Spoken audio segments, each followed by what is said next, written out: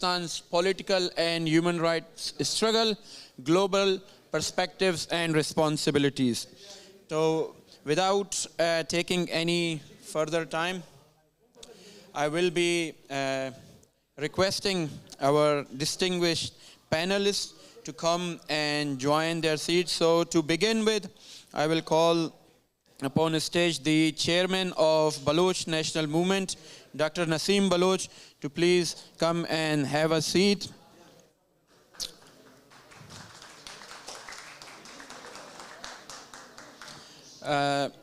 In the list of our speakers, we have a great friend of Balochistan, a journalist who has been working for a very long time on the stories of Balochistan, covering the stories. I would like to request Mr. Carlos Zotza to please join the panelists.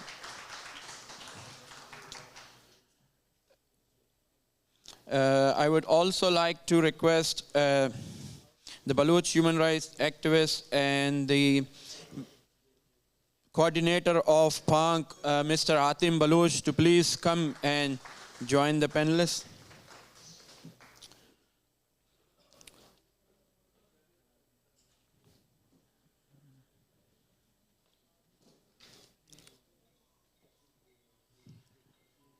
Thank you. We have also,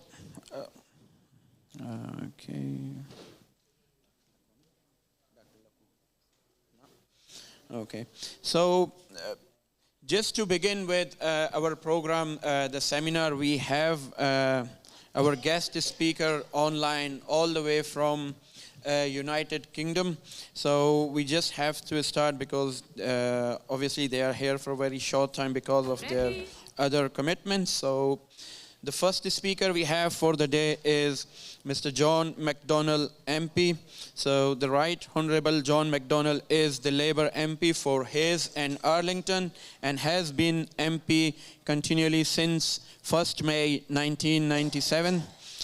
John McDonnell is a British politician who served as Shadow Chancellor of the Exchequer from 2015 to 2020. In the past few months, John McDonnell has supported the Baloch cause and took the issue of the Baloch nation in the British Parliament. So to begin with, I would like our friend to please connect Mr. John McDonnell, so he'll be sharing the stories. Thank you. Thank you. Thank you. I'm sorry I can't be with you physically today. Parliament is in session and we have some business that we have to deal with today and tomorrow, and I can't miss. I want to just give a very brief report on the activities that we're undertaking at the moment in the UK Parliament to raise the issues with regard to human rights in Balochistan. We've held a recent debate in Parliament to ensure that human rights in Balochistan are highlighted, but also to seek action from the United Kingdom government in its relationship with Pakistan and also in its promotion of human rights globally. In the debate, we ensured a number of MPs participated to ensure that people within the United Kingdom are increasingly aware of the situation that are facing people in Balochistan. Of course, the United Kingdom has a specific responsibility with regard to this country because of its historic past, both in terms of its colonialization of the area, but then also at the end of its colonial period, the way in which Britain walked away. And although there were hopes at that time and the state was established as an independent state, the commitment that was given was reneged upon and the Pakistani army invaded and incorporated Balochistan within Pakistan. That, I believe, means that the United Kingdom has a continuing responsibility as an ex-colonial power, and also by its failure to uphold the rights of the Balochistan people during that period when the British withdrew. We recognise that since then there have been consistent struggles for independence,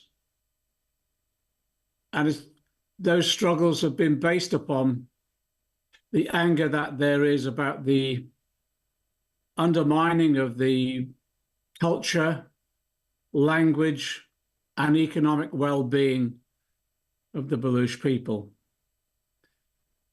In the Parliament, we tried to ensure that other MPs and Parliament as a whole became aware of the way in which Baloch culture, language has been marginalised and undermined. But also we emphasised the vast natural resources that should be available to enrich the Baloch people, and yet they face such hardship and poverty because the exploitation of those natural resources have not been to their benefit. That's why we expressed our concerns about the imposition of major development projects without consultation or consent of the Baloch people.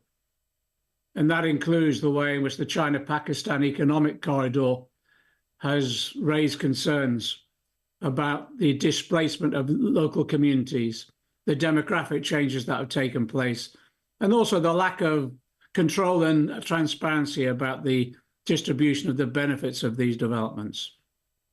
But in particular, the debate that we held was to focus on the human rights violations that are taking place and have taken place for so long. We drew attention to the UK Parliament, the mounting evidence of systematic abuses and disregard for human rights. In the debate, I drew attention to the independent reports that have taken place from Amnesty International and Human Rights Watch, who've documented the widespread abuse that's taking place, but also the impunity of the security forces responsible for these violations. And we call for them to be held to account. One of the most concerning aspects of the abuse of human rights has been the frequency of the abductions and enforced disappearances. I think a number of members of Parliament in the UK were shocked at the scale of what's been happening, the way in which intellectual students, lawyers, journalists, and others have been subjected to this horrific practice carried out by the Pakistani security forces, the way in which people have been held incommunicado and subject to torture. And also, yes, tragically, the number of people that have been forcibly disappeared, but then later found dead. We described it as you have, this brutal kill and dump policy that's left families shattered and communities traumatized. And it's created an atmosphere of fear and silence. We've also drawn attention to the United Kingdom government, the way in which freedom of expression and assembly has been significantly curtailed, journalists facing violence for reporting the truth, censorship, threats, and in addition to that, the way in which residents are denied their ability to assemble and express their grievances without being targeted by the Pakistani security forces. I want to pay tribute to the women who organised the long march from Quetta to Islamabad. I want to pay tribute to them because of what they endured in terms of the way that they were targeted, the way in which they harassed and treated brutally by the security forces. I want to pay tribute in particular to Dr. Mahrang Baloch, who led the march and even now is receiving serious death threats and feels her life is in danger, as is many others. The forced disappearances of political activists and students and teachers has almost become the norm now, and that is truly shocking.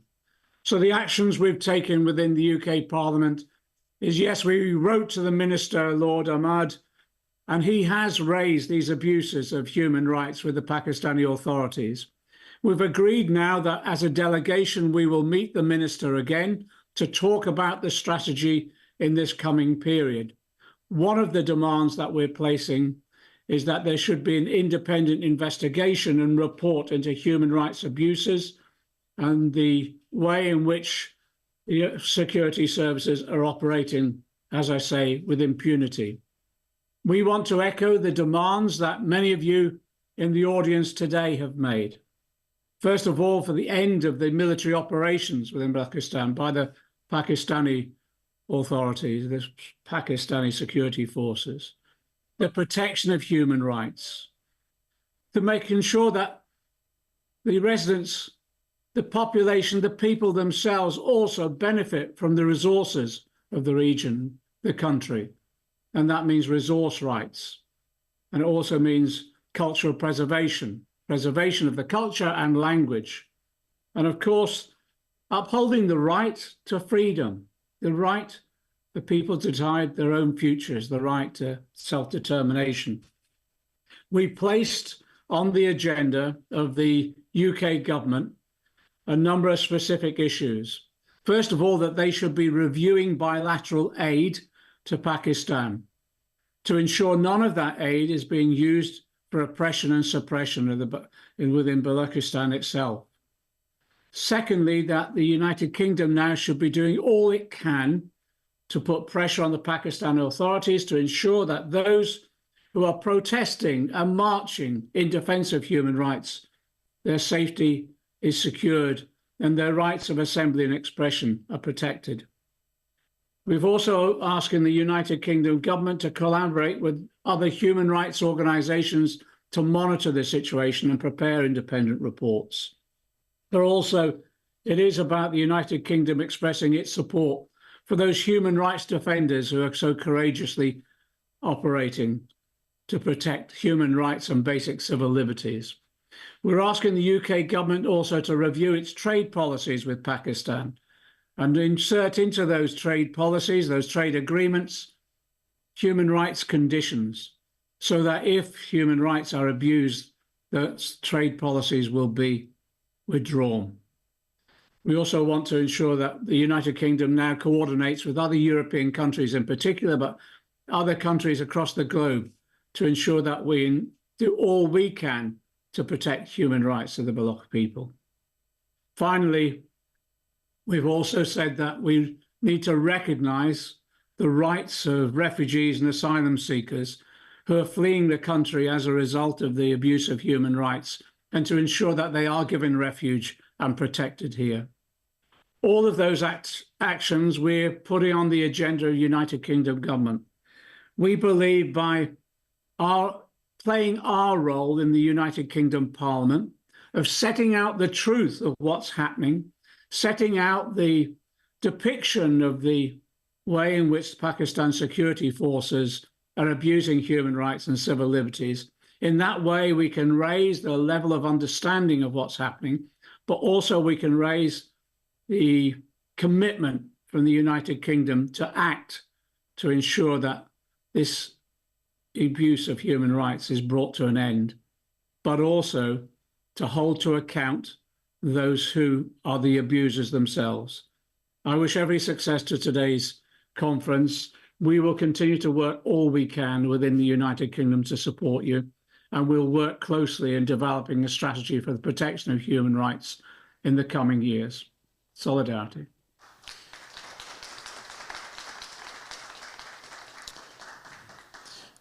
Thank you very much, respected John. So as Mr. John McDonnell was saying, that obviously the Baloch struggle, all this struggle, the people are struggling for their freedom, for their self-determination, for their rights. They need solidarity. And what we have seen in the recent past has been a great support from yourself, John. Thank you, and your team. So just to continue with the program, I would I will be calling our other guests. So I do really apologize. I didn't say the guests were already here earlier. So I would like to call on stage Baloch writer and intellectual Dr. Nasir Dashti to please come and join the panelists.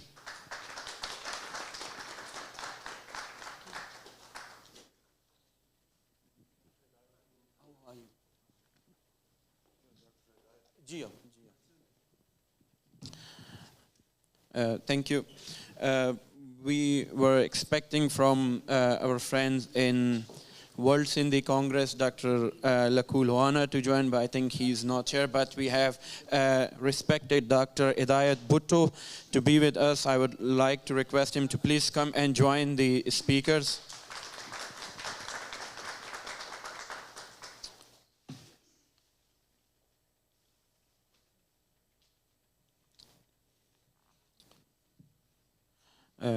Thank you.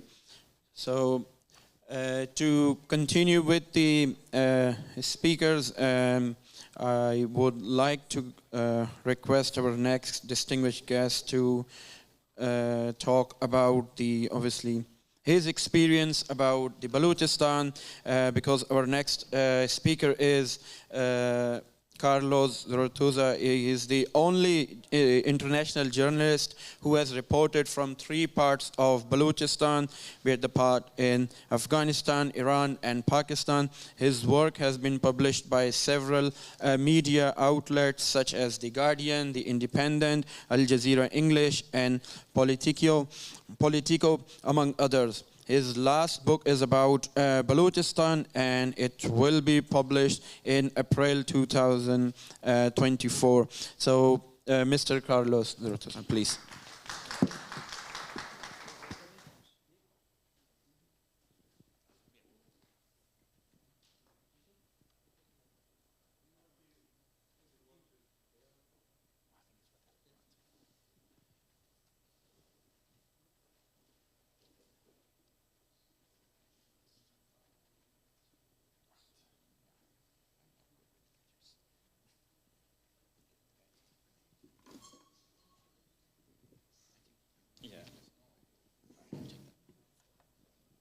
So, can you all hear me?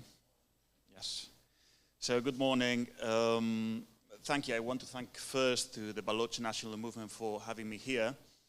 It's really a pleasure and an honor, and it's always a great chance also to meet old friends, new friends. Yeah, very happy to be here. And I also want to thank you all for joining us here today.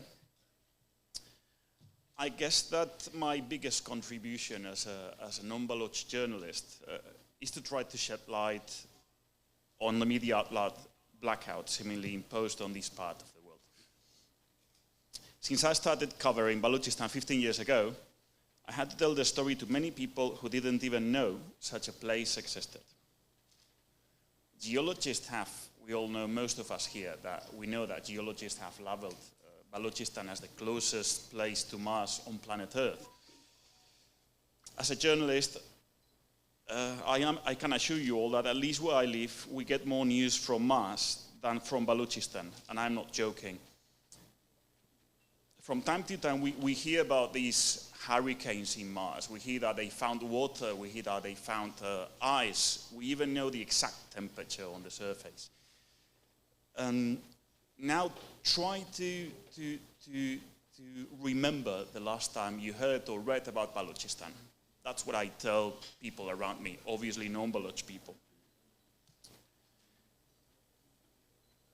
At the beginning of 2014, 5 years after my first trip to Balochistan, I worked on a story about why was the area so overlooked by the international media. Yes. How come a territory nested between Afghanistan, Pakistan, and Iran remains invisible to an outside world, which at the same time is so familiar with terms such as Taliban, Ayatollahs, Al-Qaeda? Why is Balochistan invisible to the outside world? I've been asked this question very often by my Baloch friends. We've all seen those brave Iranian women challenge the Ayatollahs, or even those struggling to go back to class in Afghanistan. Ask around.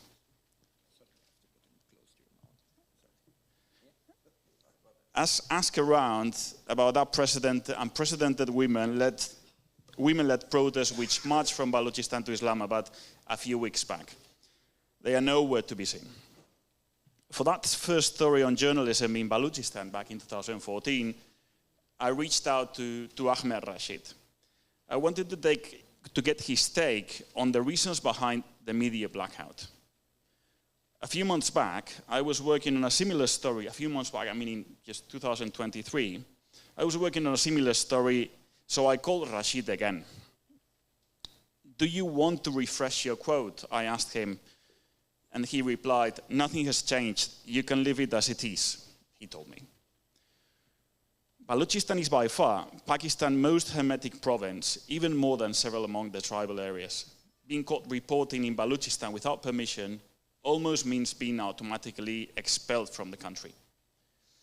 Kalotagal was a correspondent for the New York Times when she was brutally beaten in Quetta in 2006 by a group of men who identified themselves as members of a special section of the Pakistani police.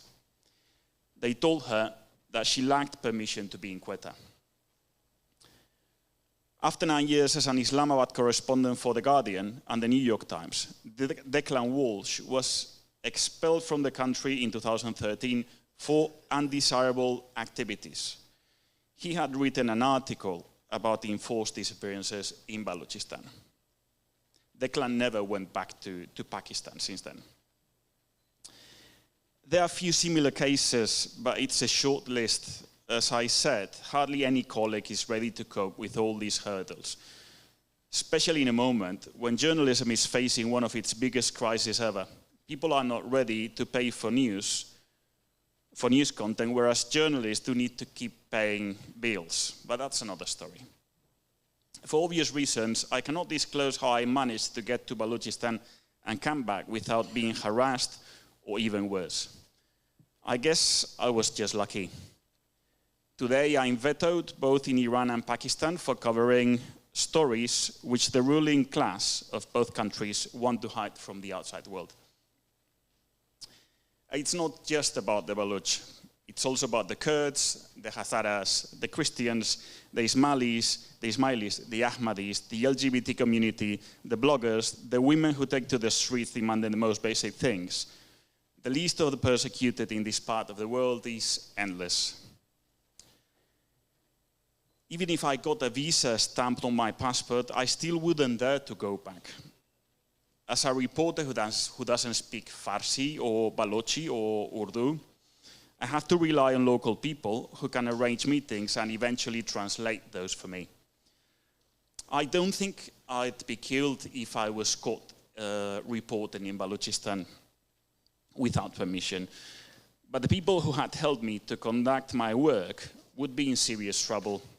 They would likely be disappeared or hanged.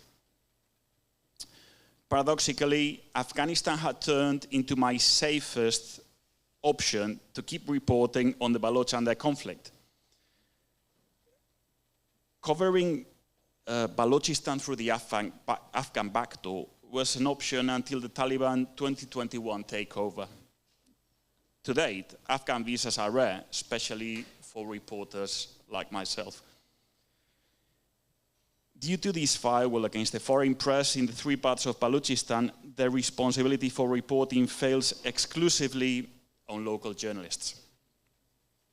Covering the story of a murdered colleague,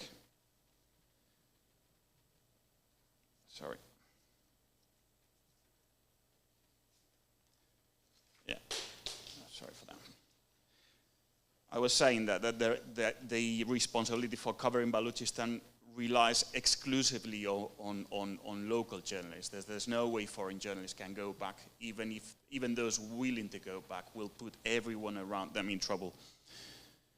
But it's very dangerous, as we know, for local journalists. In the latest report on press freedom worldwide, Reporters Without Borders ranks Pakistan 157th, describing it as one of the most dangerous countries in the world for journalists. the Balochistan Union of Journalists points to more than 40 colleagues killed in Balochistan between bomb blasts and targeted killings, some of them committed outside the country. Reporters on the ground face constant threats from Pakistani secret services, Baloch movements and sectarian groups. Too often, we never get to find who is behind many of the attacks. As a result, many of our Baloch colleagues resort to self-censorship. It's simply not reported, and if Balochistan is not in Pakistan media, it will not reach the outside world either, as most of the Western media is fed by press agencies. This was Ahmed Rashid's assessment 10 years ago. As I said before, nothing has changed. I used the very same paragraph again for my last article. When you're a journalist in Balochistan, the security agencies contact you directly. They call you by phone. They reach out when you cover a press conference, a protest in the street. Thus began the story of Ahmad, an exiled Baloch journalist who asked me not to disclose his full name or country of residence to avoid reprisals on his family back home. Ahmad explained to me how difficult it was to cover news about Balochistan. One day, he got a phone call while he was covering the story of a murdered colleague. We know who you and your brothers are. We also know that you have 2 children. What school do they go to? Do you want them to stay alive? He was told over the phone. He realized that he was being followed. A few days later, he was run over while riding his motorcycle to work. He was lucky to get out unharmed, and also that there were many people around. The car turned around and left. Hiyat Baloch, a seasoned reporter with several publications in The Guardian, The Telegraph, and the BBC, also told me how the government puts pressure on the media so that they do not hire you or you get fired. They drown you financially to cut your wings as a journalist. Eventually, you end up leaving the country. Hiyat is also in exile, but he doesn't want to disclose his exact coordinates. He says he suffers threats even there. It's not surprising. Most of us are familiar with Sajid Hussein's story, a Baloch journalist whose body was found in a Swedish river 4 years back. Reporters Without Borders then pointed to the possibility that it was the work of Pakistani agencies. 8 months later, the body of Karina Baloch, a Baloch activist and human rights defender, was rescued from the waters of a lake in Canada. At this point, I guess the answer to the question raised at the beginning is already there. Balochistan is not reported because foreign journalists are prevented from getting to the area. When it comes to local journalists, they have to choose between keeping quiet or being killed. So, we can either accept the statu quo imposed by the Pakistani military, the Ayatollahs and the Taliban, or we can keep trying until we manage to break the wall. Foreign reporters like myself are systematically discarded. As I said before, even if we managed to get in, we would only put everyone around us at risk. However, I'm convinced we can play a key role. It took me several years to realize that my biggest contribution to bringing the story out from Balochistan, as well as other media black holes, is to train local journalists, either online or on the ground, and to mediate between them and international media outlets. I've been doing this for the last 8 years, and I can tell you it works. At this point in my career as a journalist, there's nothing more rewarding than helping to get a story run from spots such as Morocco-occupied Western Sahara, besieged Nagorno-Karabakh, and of course Balochistan. Local journalists are on the ground. They speak the language and they know what's happening around them. They just need the right tools to reach out to potential loudspeakers. I won't make a useless call on the international community or the United Nations. I want to be more practical. I want things to happen. I'm calling on my colleagues outside Balochistan, both journalists and editors, to help them bring the story out. We need to build a solid network of journalists who can communicate with each other through safe channels. They are available and we know how to use them. Needless to say, local journalists have to protect themselves. Even if those basic security measures are observed, it will still be dangerous for them. It's up to them to decide if it's worth the risk, and it's up to us to assist those who decide to take that step forward. Thank you.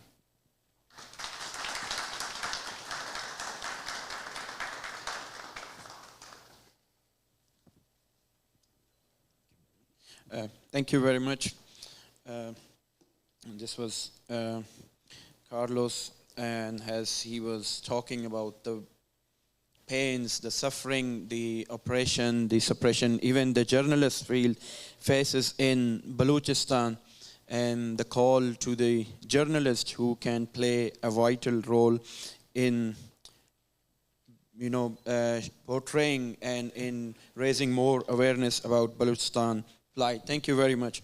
To continue with, so I just want to make it clear at the beginning of the event, there was it was planned slightly differently, but because we had Mr. John McDonnell and he had other commitments, so we just have to reshuffle the time between speakers. That's why we could not play the documentary, which we're supposed to be played right at the beginning of the event. So what we're going to do now, we will be playing a video documentary that will be showing what is the life in Balochistan, how people goes through every day and what kind of sufferings they're facing. So I would like to request my technical friends if they can just play that video, please.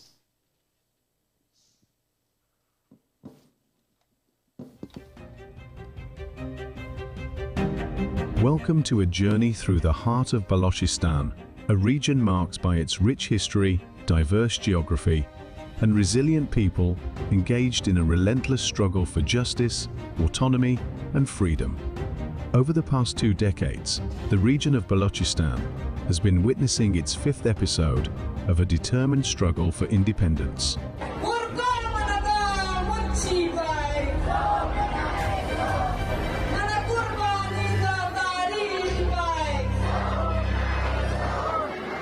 This current phase stands as the largest, most intense, and uniquely distinct from its predecessors in nature.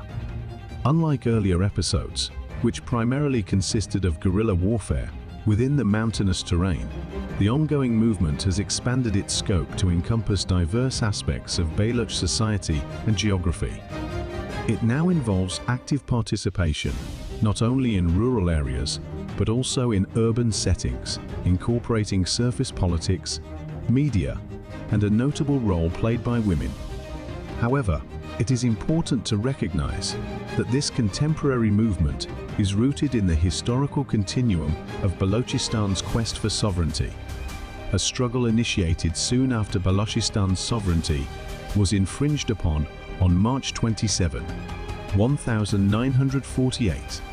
On this unfortunate day, Balochistan was annexed militarily by the neonate Pakistani state, marking the beginning of a long and tumultuous journey.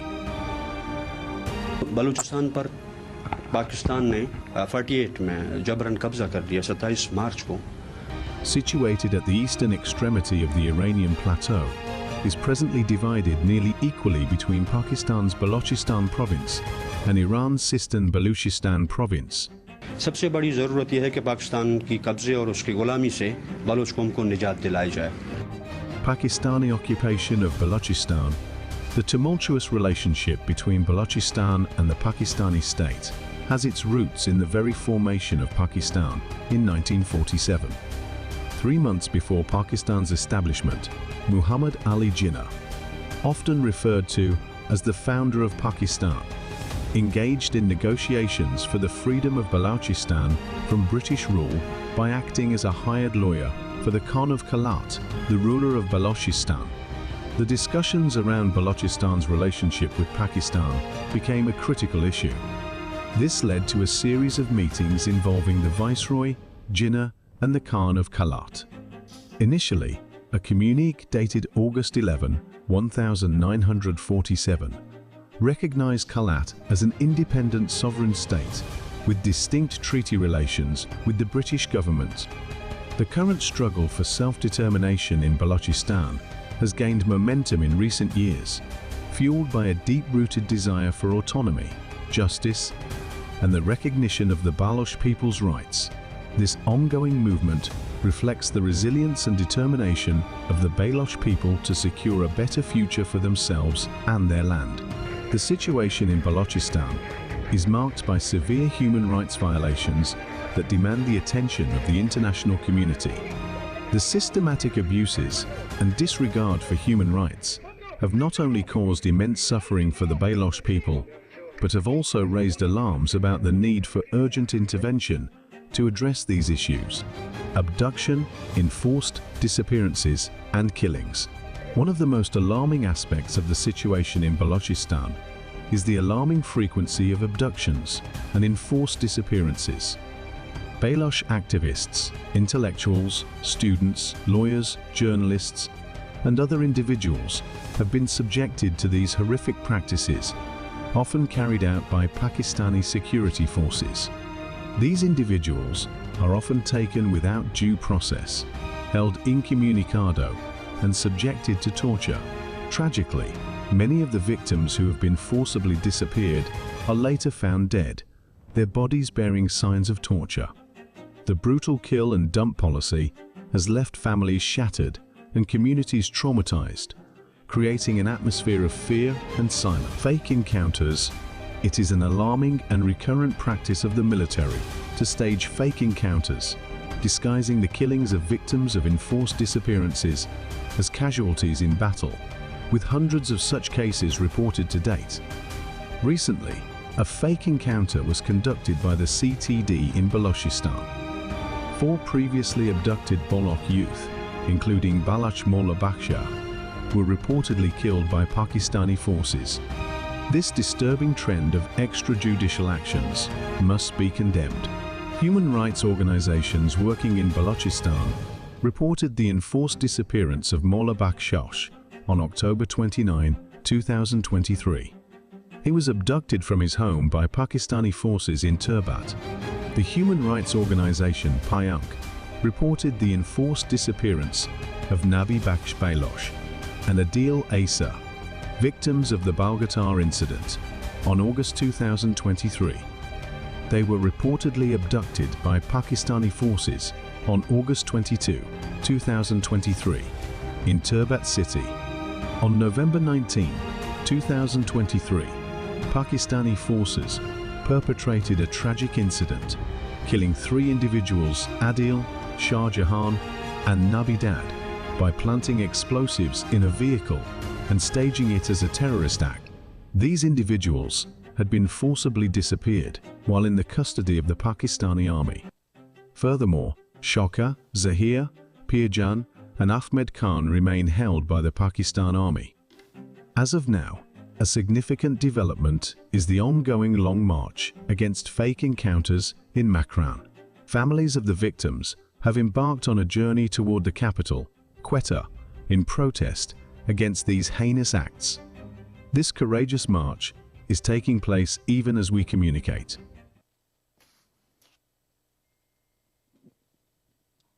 Thank you very much.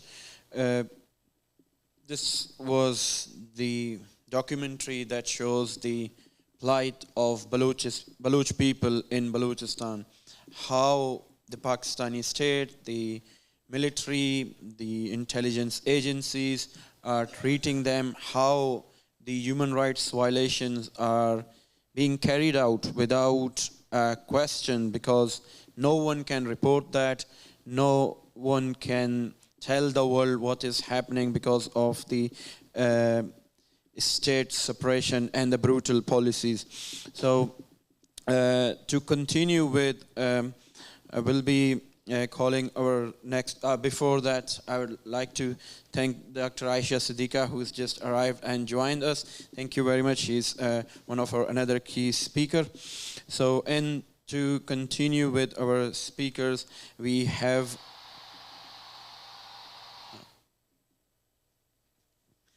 we have a video from one of our guests who is not here physically today, Peter Tatchell. So Peter Tatchell has been campaigning for human rights, democracy, LGBT plus freedom and global justice since 1967. He has been a firm supporter of the Baloch liberation cause for more than 1 decade. So through the Peter Tatchell Foundation, he currently campaigns for human rights in Britain and internationally. So I'd like to request my technical support friends to please play Mr. Peter Tatchell's video. Thank you.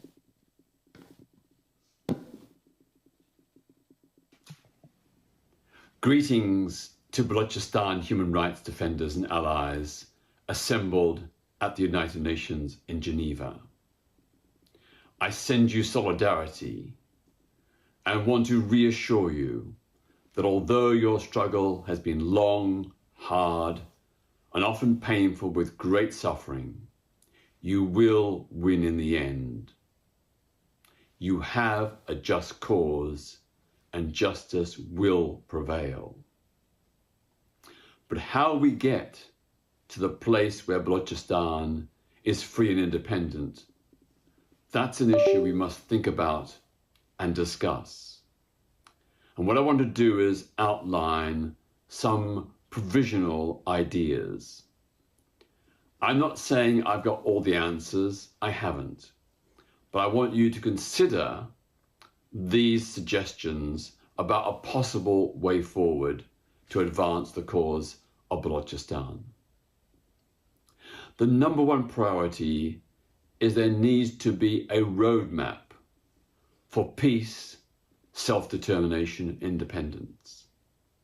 A roadmap which charts how we get from where we are to where Balochistan wants to be. We need to have a roadmap that can be presented to the United Nations and other international bodies and national governments so that they get a sense of how progress can be made. What are the practical, tangible steps?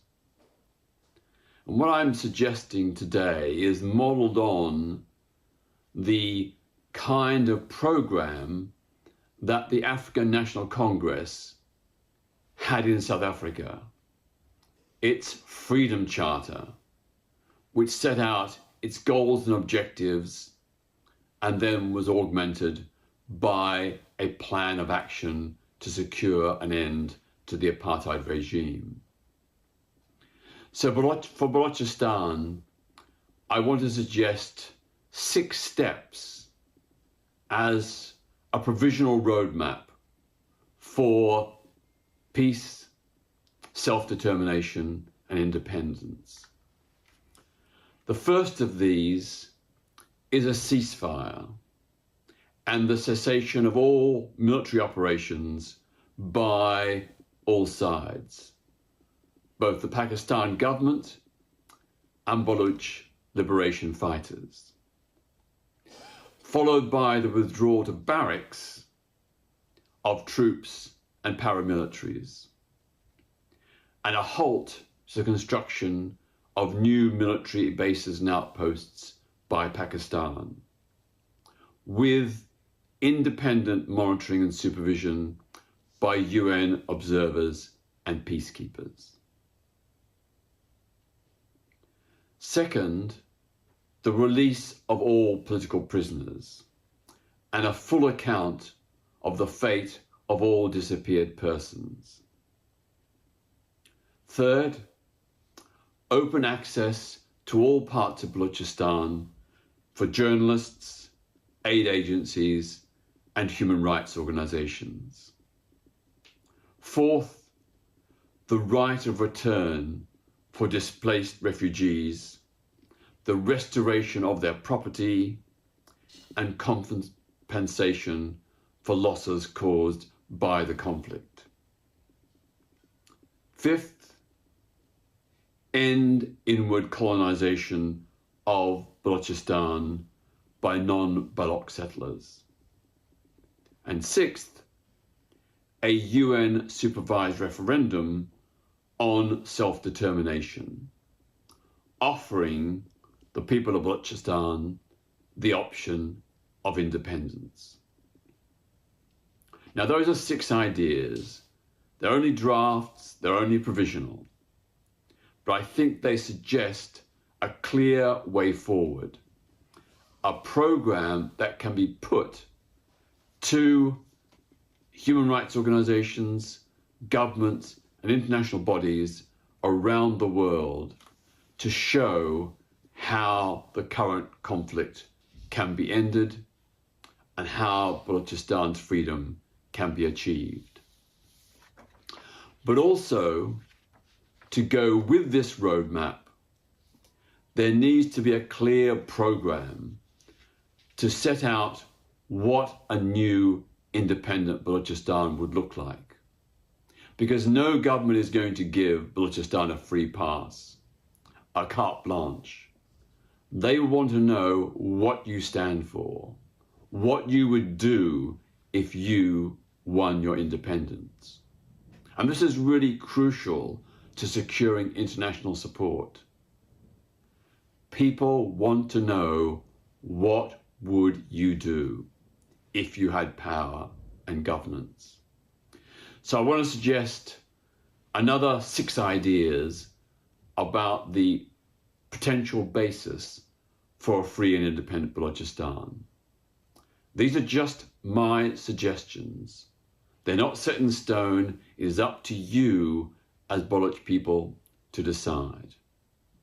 So first, the principle of social justice, equality, and human rights for all Baloch people, in accordance to the United Nations Universal Declaration of Human Rights and other international statutes. Second, land reform, the right of every adult Baloch person to have a share of land ownership.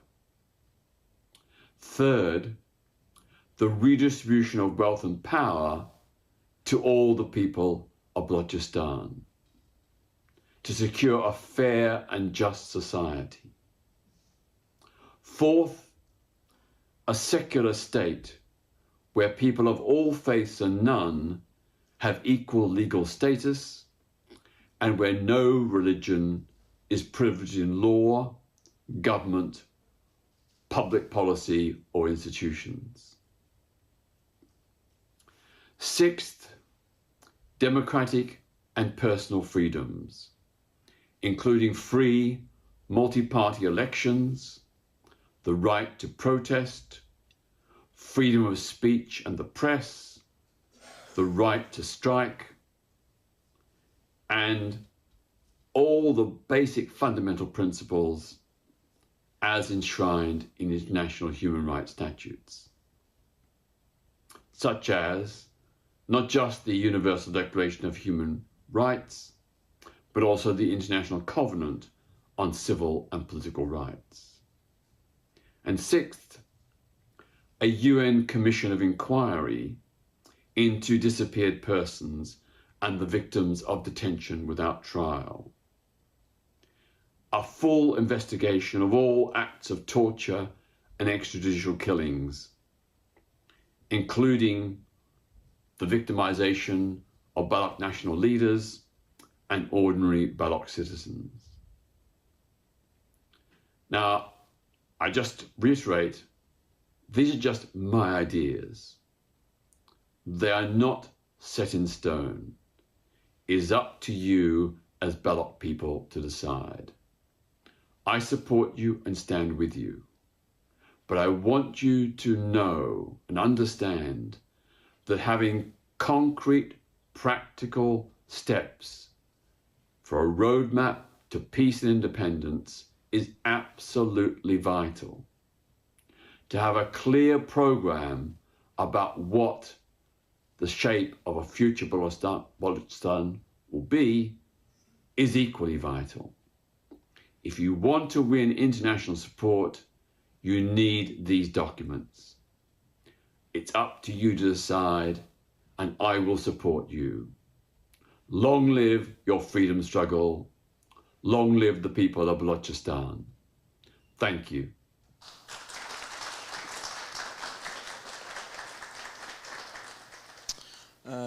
This was Mr.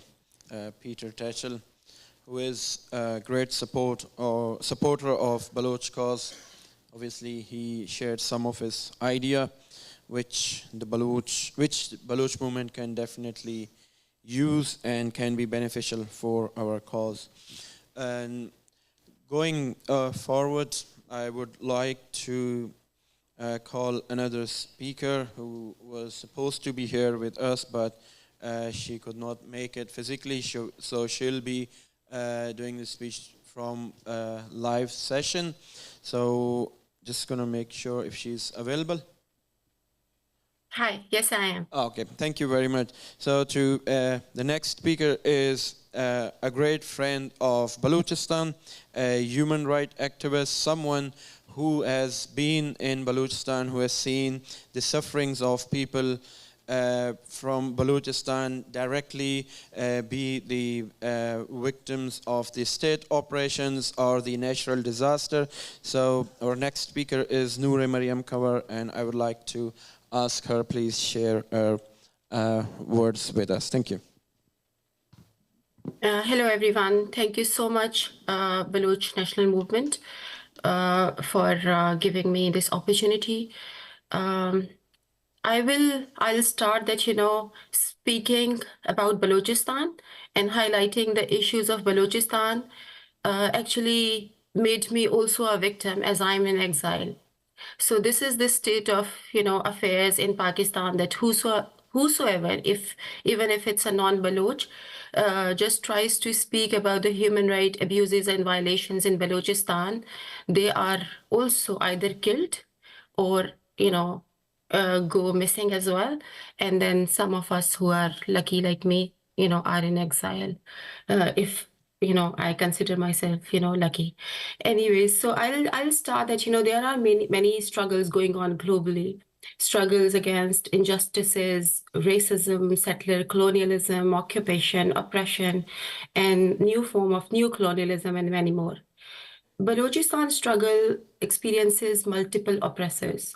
Pakistan, Army Pakistan, who acts as a colonial master and has worst colonial practices continued against Balochs in Balochistan. Then comes China, big corporations who are there to loot the resources, minerals, gold of Balochistan, but also support and strengthen Pakistan's colonial practices in Balochistan.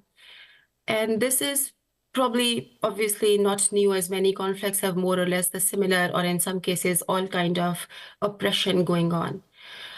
I consider the third oppression that Baloch and Balochistan faces is perhaps, the worst kind of oppression, as it further strengthens these oppressive regimes and their inhumane practices and policies. And that is global isolation and almost no solidarity. The complete international silence on one of the worst political and humanitarian crises ongoing for past 76 years in Balochistan. And I'll explain why I call it the worst. It allows these worst policies and practices to happen with complete impunity by the oppressors. They, without any fear of accountability, continue with all kinds and forms of oppression, occupation, colonial practices that we see in Balochistan in its most darkest and most violent forms. And there comes the most aspiring role of Balochistan's own politics of indigenous people, which is organic, which is solid, informed, strongest, and bravest, born out of oppression, and is continued also for past 76 years, despite this complete international silence. So I find that, this is the most beautiful aspect of any struggle. And in this case of Baloch struggle, this shows resilience and also the grounded roots of the political struggle and resistance. I have witnessed, from my experience, from a child who, just learns to speak to someone who is very, very old in some far off village, how they are resisting and living and dying with a dream of and hope of a free Balochistan from occupation and oppression. So this is the reason that this struggle continues, as it is very deeply rooted. Another worst form of oppression which is connected to this third aspect is the fear. The fear is so real that people, activists, academics, journalists, even politicians, in some cases, tend to silence themselves on the issue of Balochistan. In Pakistan, Balochistan is considered a red line for anyone, even for non-Balochs. People from mainland Pakistan, anyone who speaks on the human rights abuses in Balochistan, activists in the past who spoke have been murdered, as in case of a very prominent Pakistani activist, Sabeen Mahmood. Internationally, even some global rights organizations are silent on Balochistan, as they don't want to risk their partners in Pakistan. Academics feel threatened and then try to stay away from speaking or organizing anything on Balochistan, or even from writing anything on Balochistan. Balochs and their allies are definitely not safe even outside Pakistan, as in case of mysterious deaths of key Baloch figures like Karina Baloch and Sajid Hussain in Canada and in Sweden. And this leads to further silence and hence the isolation.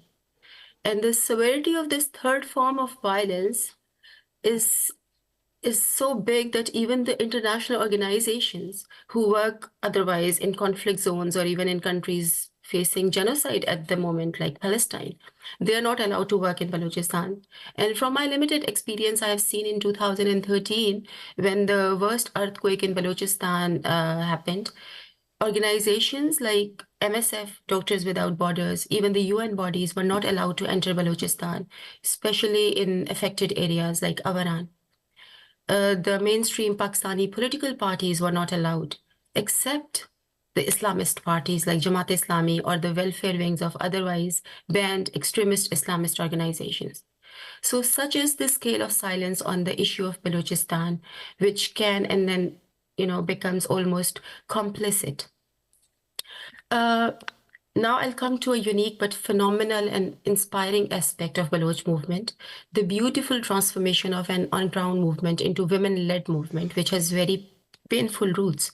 It is completely born out of oppression, as in 2016 when an entire generation of Balochs was killed.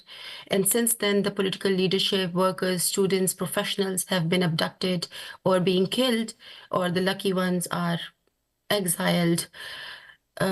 The absence of men, Baloch men, has resulted in the practices of the participation of Baloch women, young and old, in the active politics in leading positions. And why the recent women-led movement was phenomenal and inspiring? Mainly, I would like to mention 3 areas where they contributed incredibly well.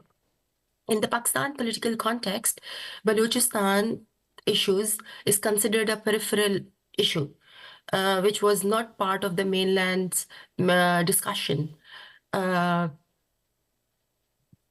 Media silence was always there, is there. Yes, we cannot undermine the power and potential of social media, which has definitely changed the political dynamics and has helped in amplifying Baloch voices. The timing of this Baloch Women Long March was very critical. It happened at a time when Pakistan mainland parties, especially Pakistan Tehreek-e-Insaf, the largest political party in Pakistan, was facing oppression, continue to face oppression, and the people came to the realization that how the military violates and controls fundamental human rights. I don't want to go into details, as the issue is well covered in the international media, the crackdown against Pakistan's political party PTI. But because of the situation that the mainland Pakistanis face, they were able to connect. And there was a space that we saw that the Women Baloch March, they gained public support. However, they faced worst treatment from the Pakistan authorities and all kind of oppression they faced in the days when there was the sit-in in the capital of Pakistan. The key aspect of the Baloch women-led march is that they are amazingly linking their movement with the global anti-colonial movements. Balochistan has always been seen as Pakistan's internal issue, or as an exception, or as a low-scale political domestic conflict. The women-led movement have connected with these vocabularies, which were always there as a part of Baloch political consciousness. But these young women, they have re-employed this language like displacement, settler colonialism, occupation, and have brought back and used these terminologies in a more global context. In a way, they have challenged the Pakistan's dominating narrative. By using this language, this vocabulary, they are showing the issue is much more bigger and serious than how Pakistan state tries to present or portray it to the world. The issue needs to be seen into a new colonial context. And that's what the Baloch women, they are telling. Baloch women, especially young leaders like Mahrang, Sammi, Sabia, Seema, they are under severe threats. And I would like to appeal to the UN and to the international community to ensure the safety of the Baloch human rights defenders, such as Mahrang, Sammi, Seema, and all. And men, of course, Baloch men. Enforced disappearances is one of the most pressing issues. It is constantly happening, as respectable MP John McDonnell also said, that it has become a norm in Balochistan. And there is complete impunity around the issue. There is no accountability, and international community, special rapporteurs, working group on enforced disappearances, international journalists. I think it's a responsibility for everyone to demand access to Balochistan, to conduct an independent investigation or review of the situation. And I'll just end my talk here, and my support, solidarity, and long live Free Balochistan. Thank you. Thank you. Thank you very much, Noor. As Noor was talking about the resistance, about the resilience, about the struggle of Baloch women, and in recent past, the Baloch woman has not only shown the world that the Baloch are not gonna give up on their struggle, on their resistance, or their movement, but they've also tell the world, if the state oppression, if the brutalities continues, where the male part of the society are being targeted, subjugated, abducted on a daily basis, they will come up, they will take over the struggle, and they will lead it to its destination. And to continue further, talking obviously about the unveiling injustice and Balochistan's political and human rights struggle and the global perspectives and responsibilities, I would now like to ask a colleague of ours who is also a distinguished speaker, Hatim Baloch, who is a human rights activist and a political activist. He is one of the central committee members of the Baloch National Movement and the coordinator of PANC, that's the human rights organization working under the Baloch National Movement. So I would like Hatim Baloch to please shed light on the situation.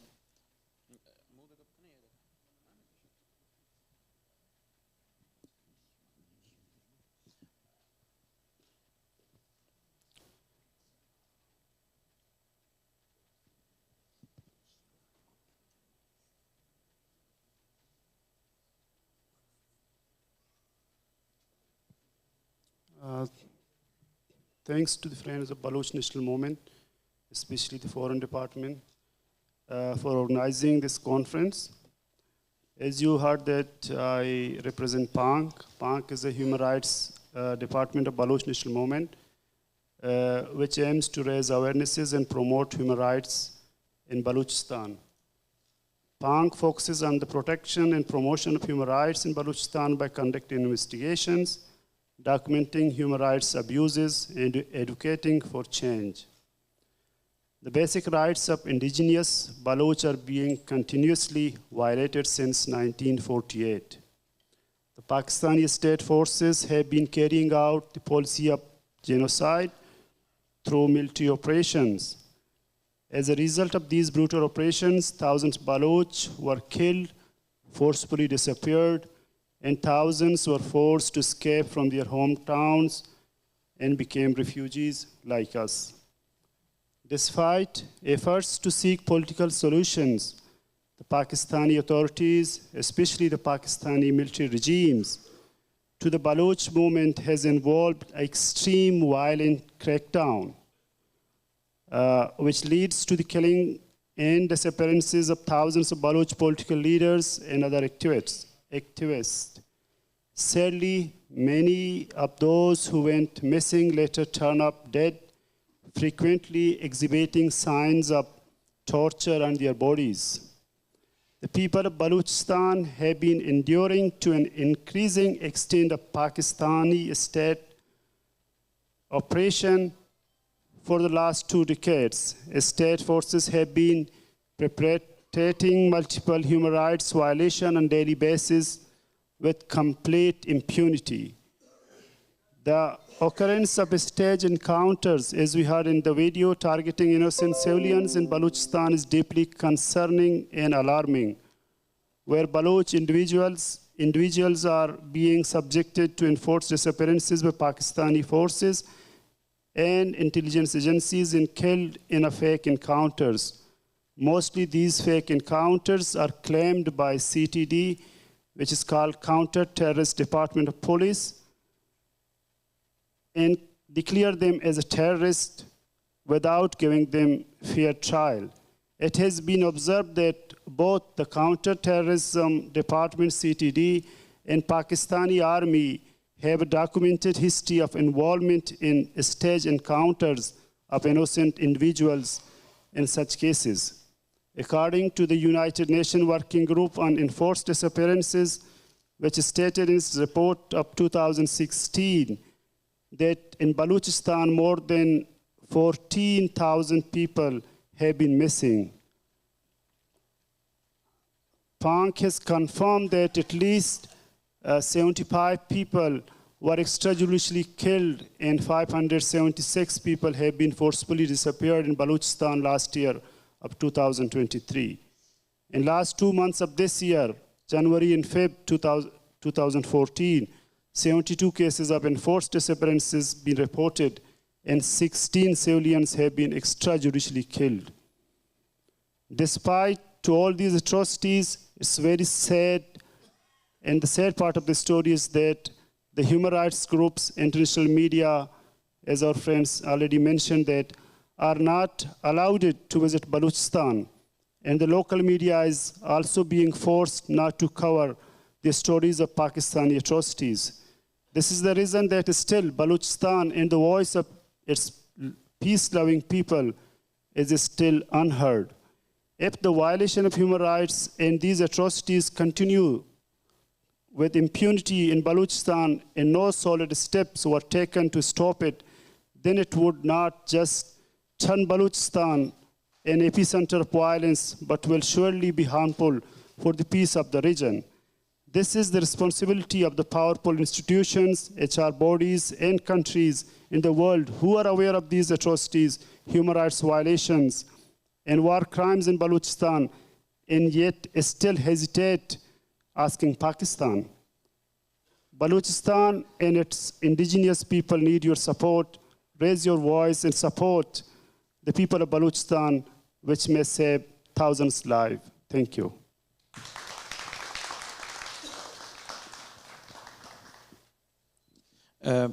Thank you very much. This was Hatim Baloch, the coordinator of PANC, and he was shedding light on the human rights situation in Balochistan and how people are suffering on a daily basis. So going forward, I would like to call another distinguished speaker to share lights on the situation. Now, in Pakistan, there are many oppressed nations under the Pakistani occupation, the subjugation, be it the Baloch and the Sindhi. And we are lucky that we have one of the great friend of Balochistan and a senior leader of World Sindhi Congress, Dr. Hiyat Butto. He is the organizer of EU and UK. So I would like Dr. Hiyat Butto to share his stories.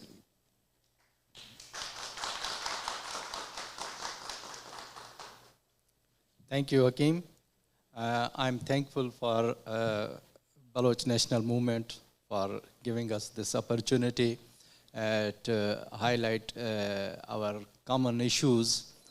Balochistan and Sindh has been neighboring countries and brotherly nations.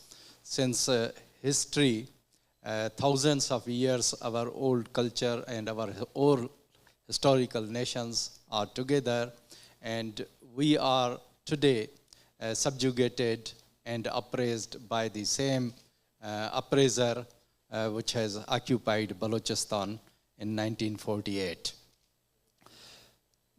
In Balochistan, the crimes of a state is such a huge level where the international community is the time to must intervene and protect our brotherly nations. Enforced disappearances and extrajudicially killings and kill and dump policy of the state of Pakistan against Baloch people has been so high that this is the time to save the nation, to save the Balochistan, because they have developed a policy of genocide in Balochistan. Hundreds and thousands of people has been disappeared and killed. Perhaps there is any home in Balochistan where we won't see any victims of state terrorism and state subjugation. Almost every house in Balochistan has seen this crisis and has gone through this state operation. Even the recent floods in Gwadar and in Sindh, they tried to let them, Baloch people and Sindhi people, to be dead because they want their resources and they want Balochistan but without Baloch people. They want Sindh but without Sindhi people.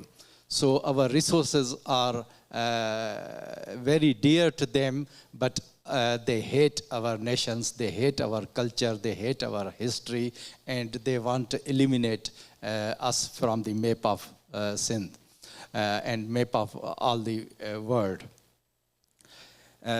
We, as a Sindhis, we are subjugated from the same oppression. We have been the victims of enforced disappearances as our Baloch nation and Baloch people are there. We are seeing every day disappearances and extrajudicially killings. And this policy of kill and dump has been started in Sindh as well on 16th of February. A renowned political worker and teacher, Hidayat Lohar, whose two daughters, Sorat and Sasui, has developed an organization which is called Voice of Missing Persons of Sindh, and they have kept threatening them that we will punish them, and their father, who was abducted for more than 2 years, Hidayat Lohar, who was a school teacher, and on 16th of February, they targeted him and killed him, and their killers, the culprits, has been notified and has been seen on the CCTV. Their pictures are very obvious, but they refuse to launch even an FIR against these killers. So this policy of enforced disappearances in Sindh as well, such as Ayub Kandado, Insaf, Dayo, Kashaf Tragar, Sohail Raza Bhatti, and hundreds of our people are missing. And we think that the same policy is happening when Balochistan will be free, and we hope that we will be free together. And is the policy of state is happening against our historical nations, and destiny of our nations is freedom. And I hope that Balochistan will get soon freedom. We see the hope of freedom in Balochistan, and we need international support, and the United Nations and international organizations has to raise voice, because Pakistan has completely blacked out any news from Balochistan. Balochistan is completely, no news is coming out. As my friend was saying, that we know more about Mas than Balochistan. We need to raise awareness. Now social media is there, and we Sindhis has been supporter of Balochistan, and we will support you till your victory, and we will be with you till our freedom, and we will get freedom soon. Thank you very much. Thank you very much. This was Dr. Hiyat Butto talking about how important it is that Baloch and Sindhi and other oppressed nations should be working together. And obviously the state treats us the same, the brutality is the same. And to continue with, we'll be calling our another respected speaker, and she is also joining us online. So the next speaker is Professor Karina Jani. She is a professor at Uppsala University, Sweden. She is a linguist, expert, and researcher in Iranian languages. She is one of the prominent Sweden Iranologist who has a great interest in the Balochi language, and for this reason she has made many trips to Western and Eastern Balochistan. Professor Jahani's focus on the Balochi language is so deep and vast that she can be considered as one of the few scholars who has devoted her life into the linguistic and traditional similarities between the Iranian Balochi and other neighboring countries of Iran. So I'd like my technical colleague, if he can play this, I think she's on Zoom or some live call. Yeah, thank you. Yes, hello, and thank you very much for this invitation. It is a great pleasure for me to join this event. I will, though, probably change the discourse considerably. I am a linguist, and I have worked more or less now for 40 years on the Balochi language with its different dialects. I've also worked a bit on Kurdish and on other languages that don't have their own state. Languages that don't have their own state, of course, face many challenges that languages with a state support do. And this is, of course, very true for Balochi, which up till now has not yet been able to develop a standardized form where most or all intellectuals and writers and readers have one standard to address. I usually take a slightly different approach. I usually say that rights are to be acquired. I followed the Kurdish struggle for a unified language, and I've read the history about the Kurdish struggle for a unified language from about 1850 or even earlier onwards.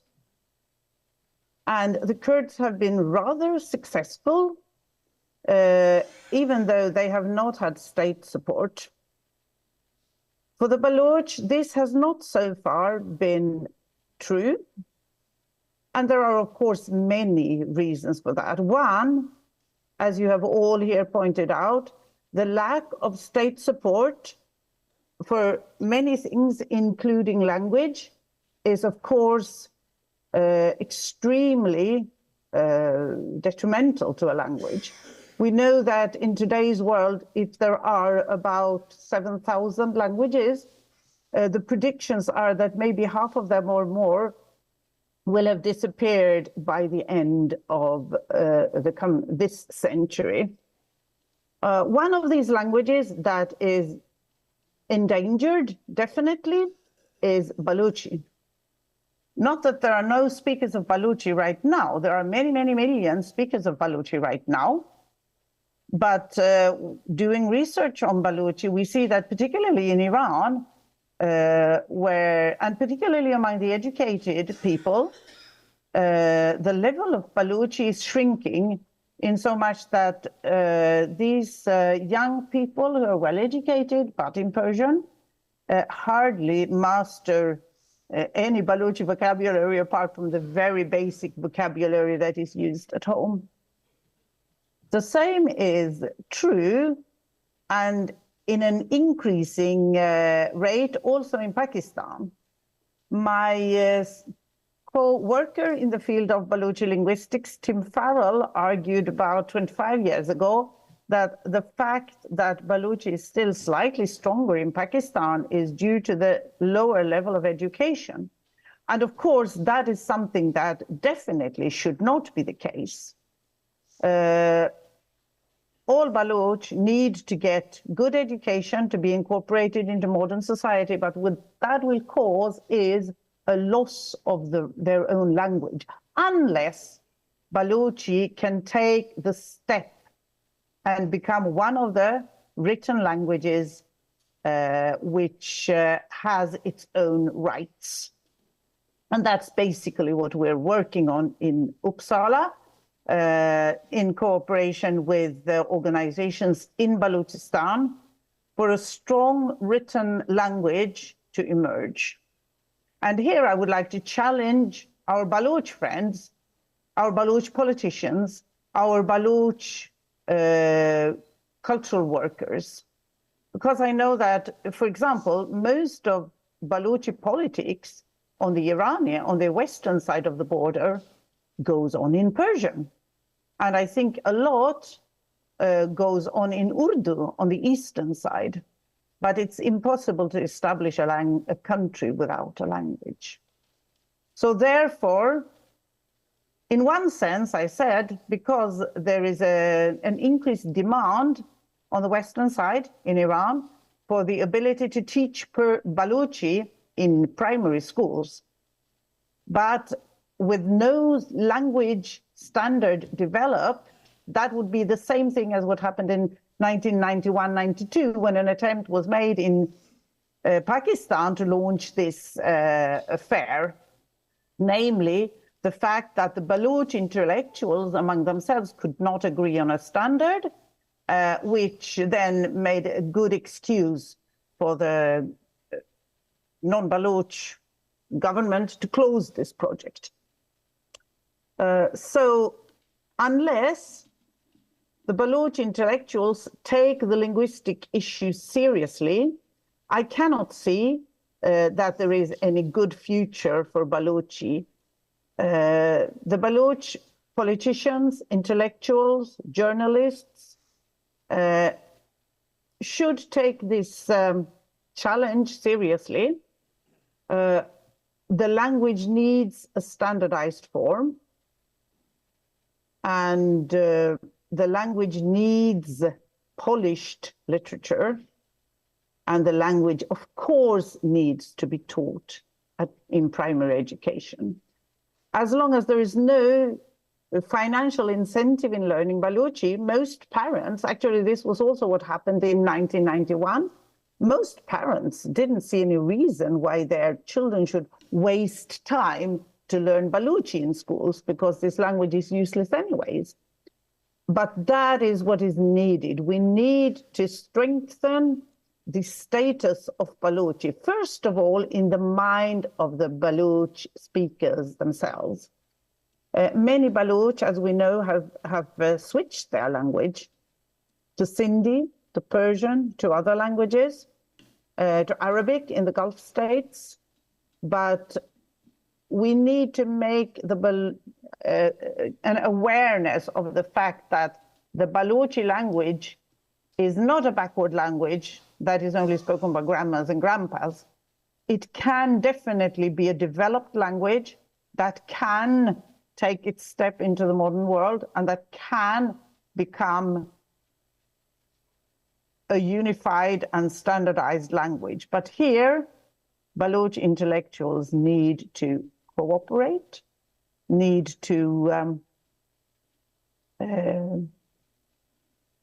be able to focus on the important things and consider linguistic principles for developing a language. So I'm basically calling on the Baloch intellectuals present at this meeting and other people that you will meet in different forums that now is the time to also pay attention to your language. Now is the time to encourage people to take their language seriously. Now is the time to urge your people to start writing in Balochi, to start mastering the Balochi language, not only as a spoken language at home, because that's not going to take the language further, but as a written language that can be used both for political discourse, for scientific discourse, and, as we already know, for literature, but not only for poetry, because poetry is the most well-developed genre. We need journalism in Balochi. That was actually very much how the Kurdish language gradually found its shape, by being used in Kurdish journals, oppositional journals, mind you, in the late 19th century, outside the Ottoman Empire, mainly. And then this development has continued. And today we are actually seeing, particularly for Central Kurdish, a quite well agreed upon standard. For Northern Kurdish, which was suppressed heavily in Turkey for many, many years, there were a number of intellectuals.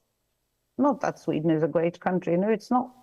But in those days, Sweden gave quite considerable support to developing Kurmanji, Northern Kurdish, as a written language, and developed the literature of Northern Kurdish.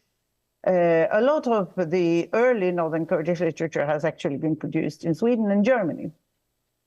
And this variant of Kurdish is also finding its own shape and is being used more or less as a standardized language these days. Now, for the Balochi language, there are many challenges. There are many dialects. There's no teaching in schools. There's no government support, or very little government support, if any. So we really need to join forces if we don't want the Balochi language to be a memory in 70 or 80 years. I would urge all of you to take action in this regard.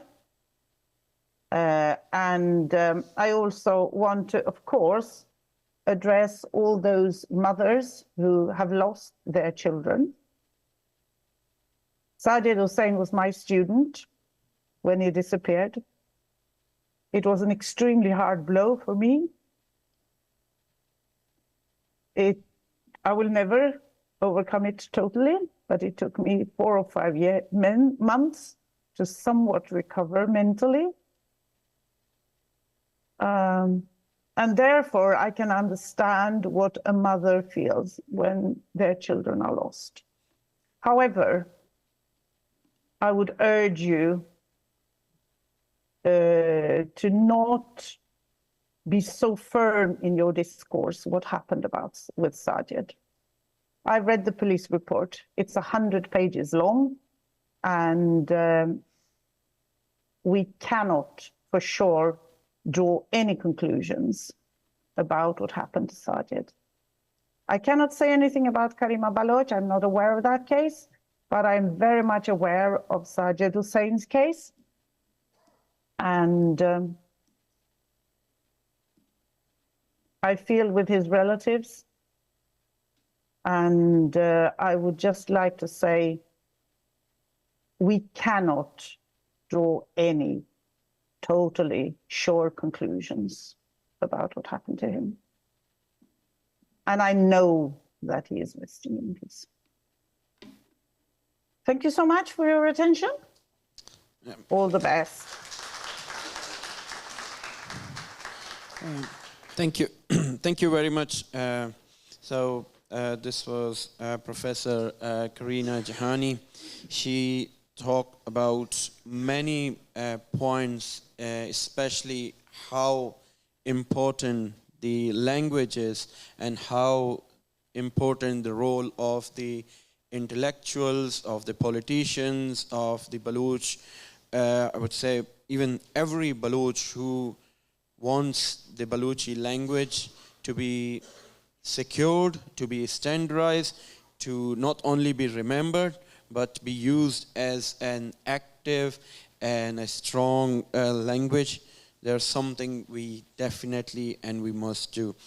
Thank you very much once again. And to continue with our next speaker, I will be calling a Baloch scholar, Dr. Nasir Dashti. Dr. Nasir Dashti is a London-based writer on South Central Asian affairs. He is the executive president of the Baloch Human Rights Council.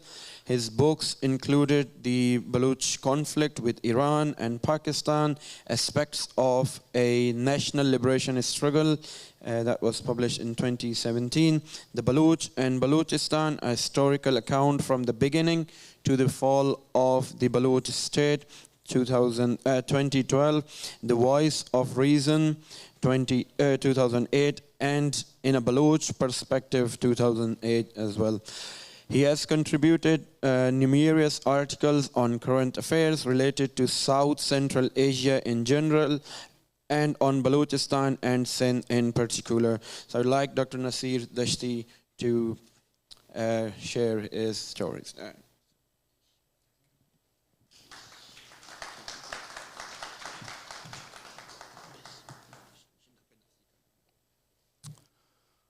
Thank you.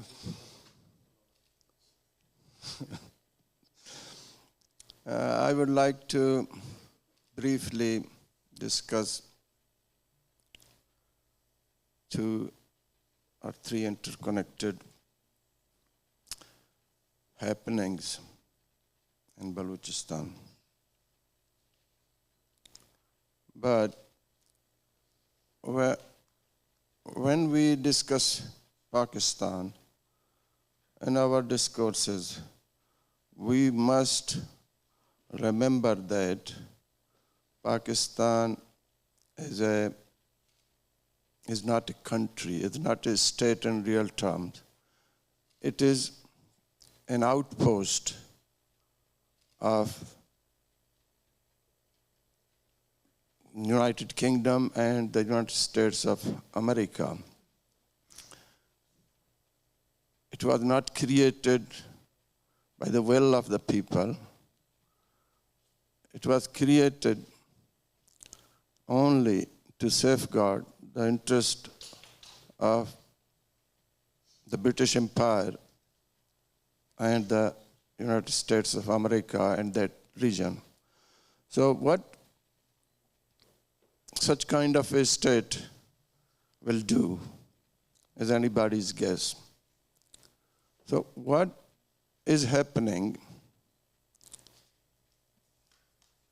to the oppressed nation in Pakistan, especially in Balochistan?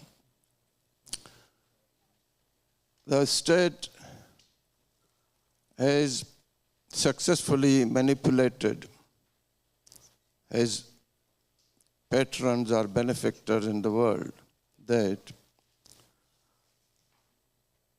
they are the only protector of their interest in that part of the world.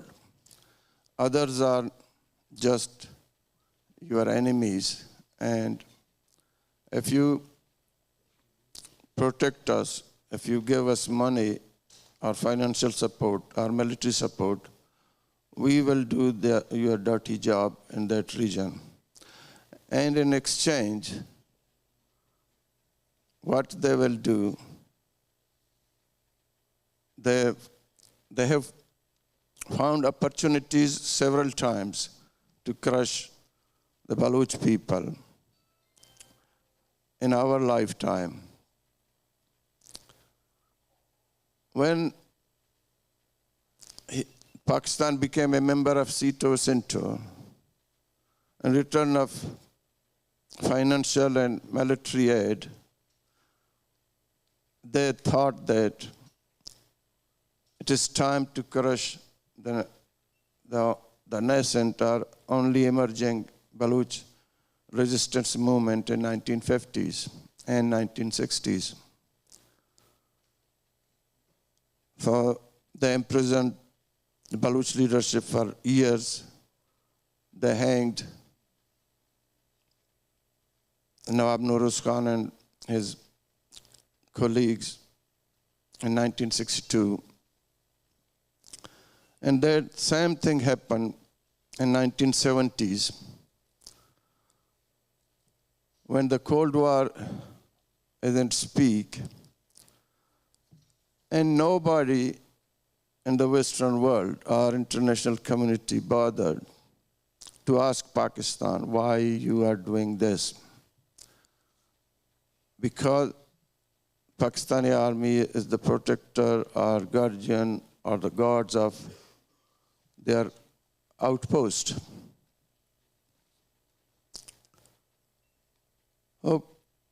When in the aftermath of the 9/11, the Western world occupied Afghanistan, it became another chance for the military to crush the Baloch resistance. Because Pakistan was vital in many aspects to stabilize the Western presence in Afghanistan. The Pakistani army got unlimited financial resources and military and political favors. So they thought it is the proper time to crush the Baloch resistance once and for all. We can observe that when the military in early 2000, they began the military operation in Balochistan. There was no word from the international community or the civilized world.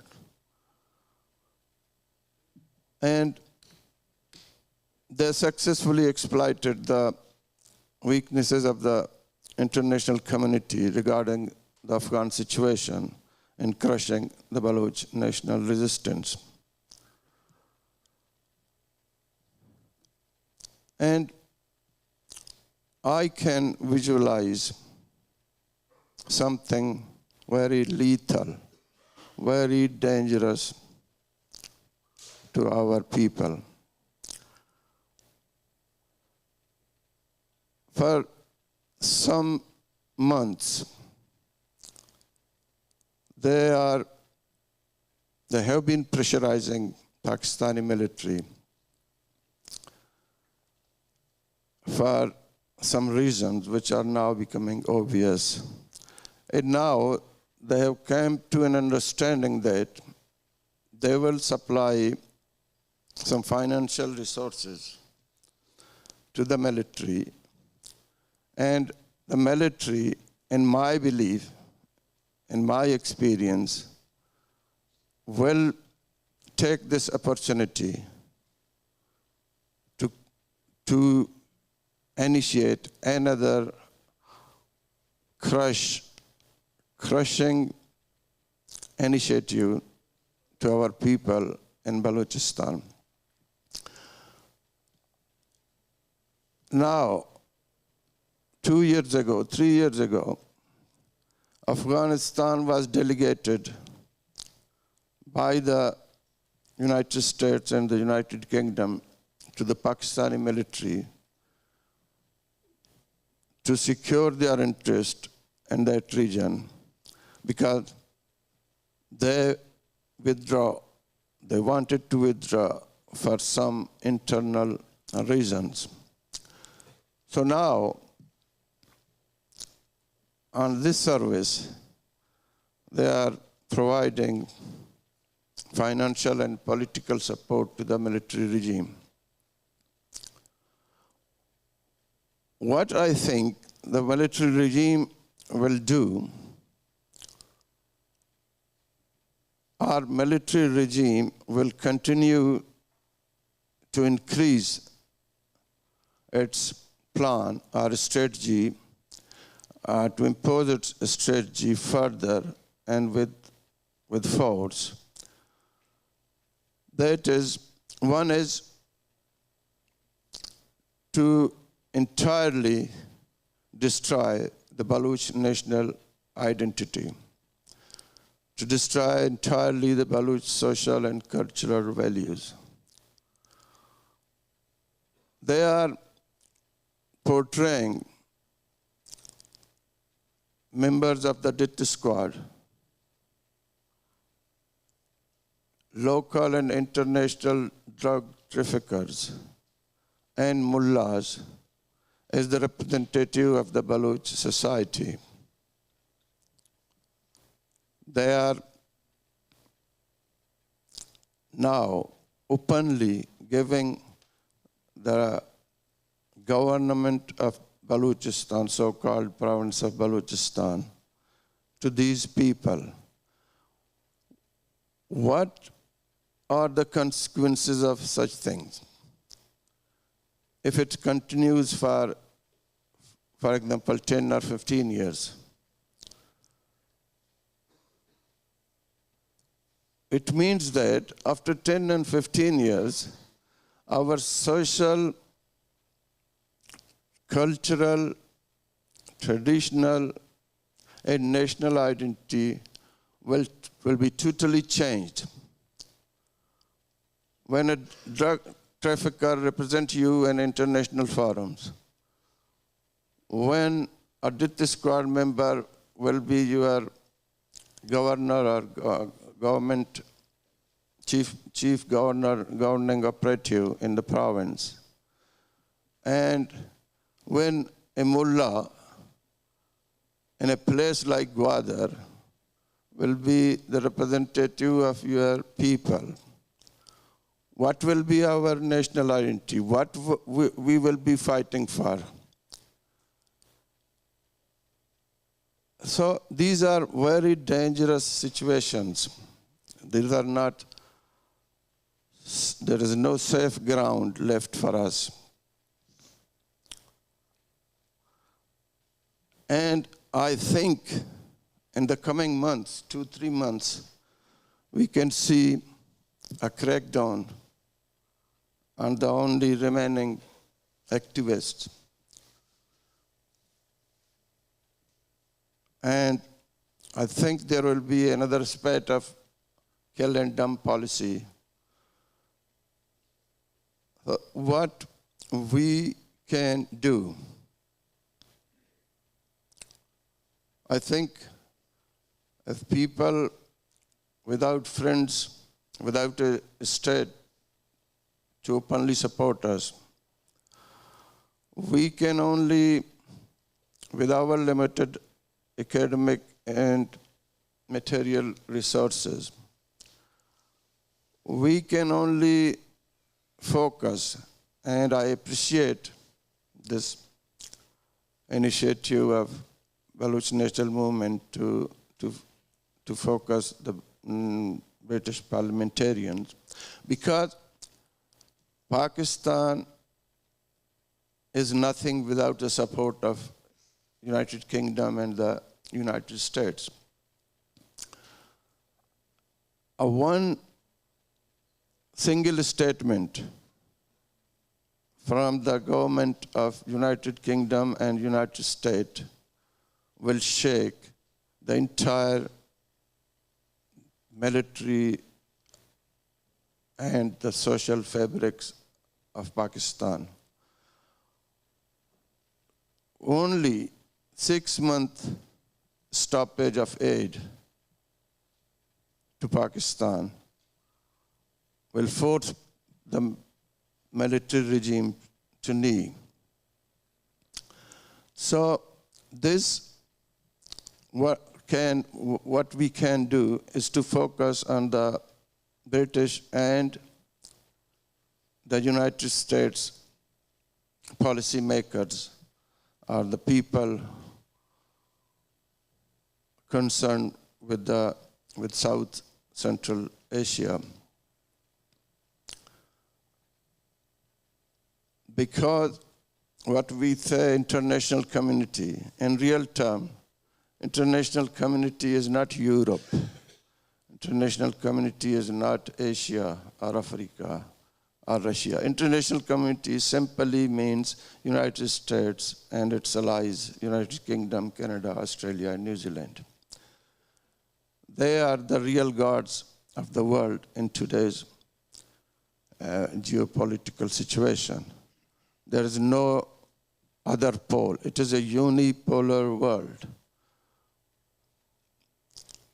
So I think with a coordinated effort, we can at least convince a section of the society in the United Kingdom and the United States that if you talk about human rights, if you talk about democratic values, if you talk about the right of self-determination of the nations, which was the term used by United States President Woodrow Wilson. So consider the Baloch and Sindhis and other oppressed nations who has been wrongly incorporated by you people in a wrong, fake, and rogue state. So that is what we can do. And I think the other thing which our people here in diaspora should convey to their friends in Pakistan, that they should be prepared for a crackdown or a new kind of military operation, in whatever way they can save their skin. Thank you.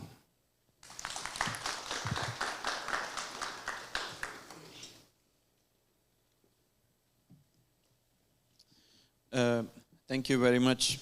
This was Dr. Nasir Baloch explaining the situation and what might the Pakistani state can do in future, and how the powerful states, the West, what they can do to, in a way, stop them.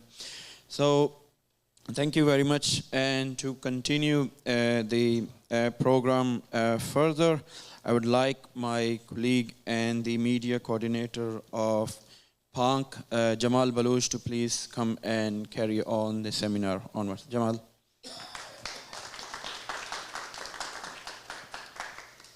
Hello, good afternoon. To continue, I would like to give the floor to Dr. Aisha Siddiqa. Dr. Aisha Siddiqa is a senior fellow at the Department of War Studies at King's College, London. She is the author of 2 books, including the renowned Inside Pakistan's Military Economy. Dr. Aisha Siddiqa.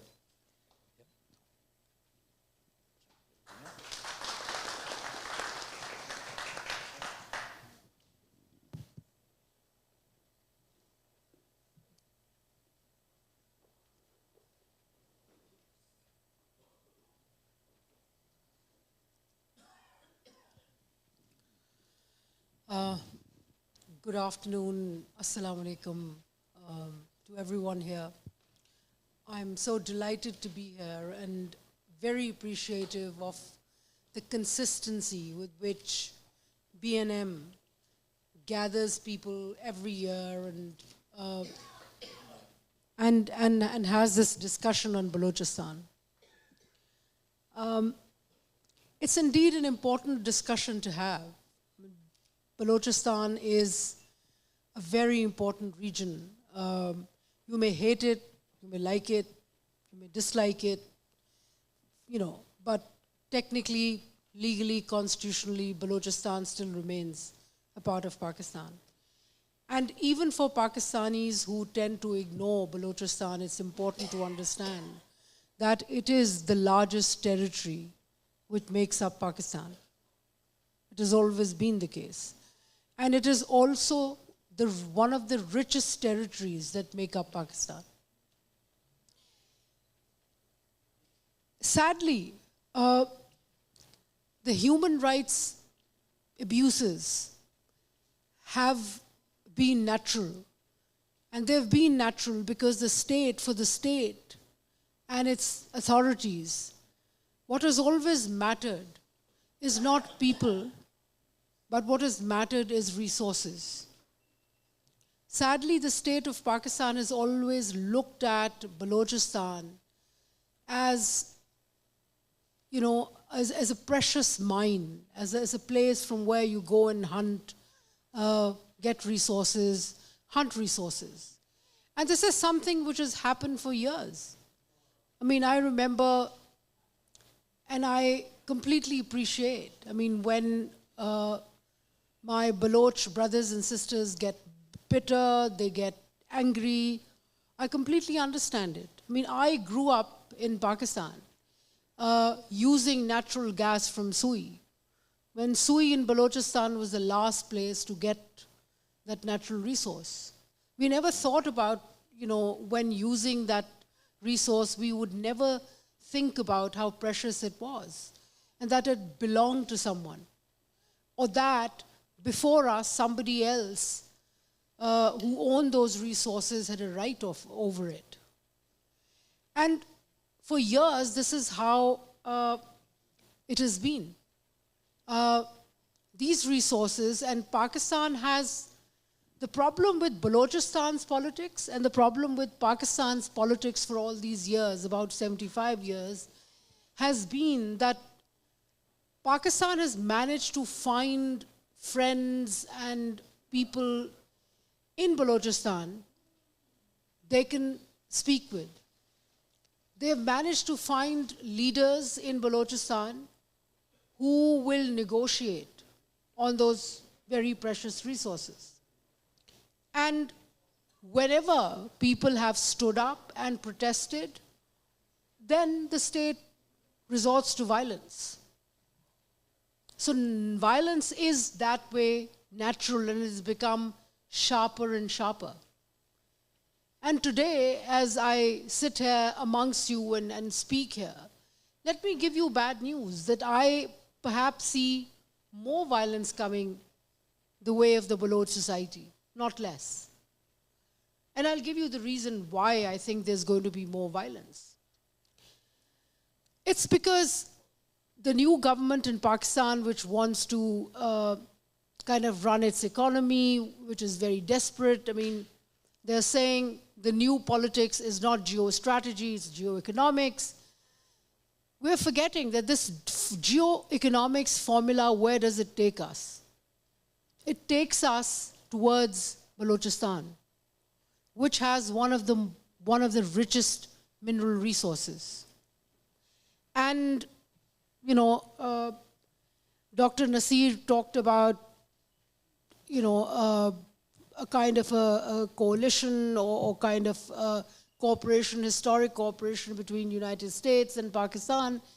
But let me tell you all these things, and I could challenge him, I could argue against it, but the fact of the matter is that all these arguments will come playing to us.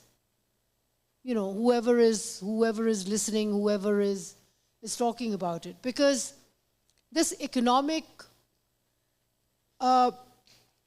build-up of Pakistan would require cooperation and silence from the international community. They're ready to help. There are clear differences between the United States and Pakistan, but on this issue, the United States is ready to help Pakistan. Mining is one of the sectors that has been selected. Now, what makes then Balochistan important for the Pakistani state is that, from one of the largest copper mines in the world, in Asia, Rikodik, there has been Sendik. So from natural gas to copper mine, other resources in Balochistan, all of these are going to be excavated. Pakistan is seeking partnerships around the world for that. Let me assure you. I remember, when was it? About 5-6 years ago, we used to be worried about the China-Pakistan economic corridor. China-Pakistan economic corridor is still there, but it's kind of almost dead in the tracks.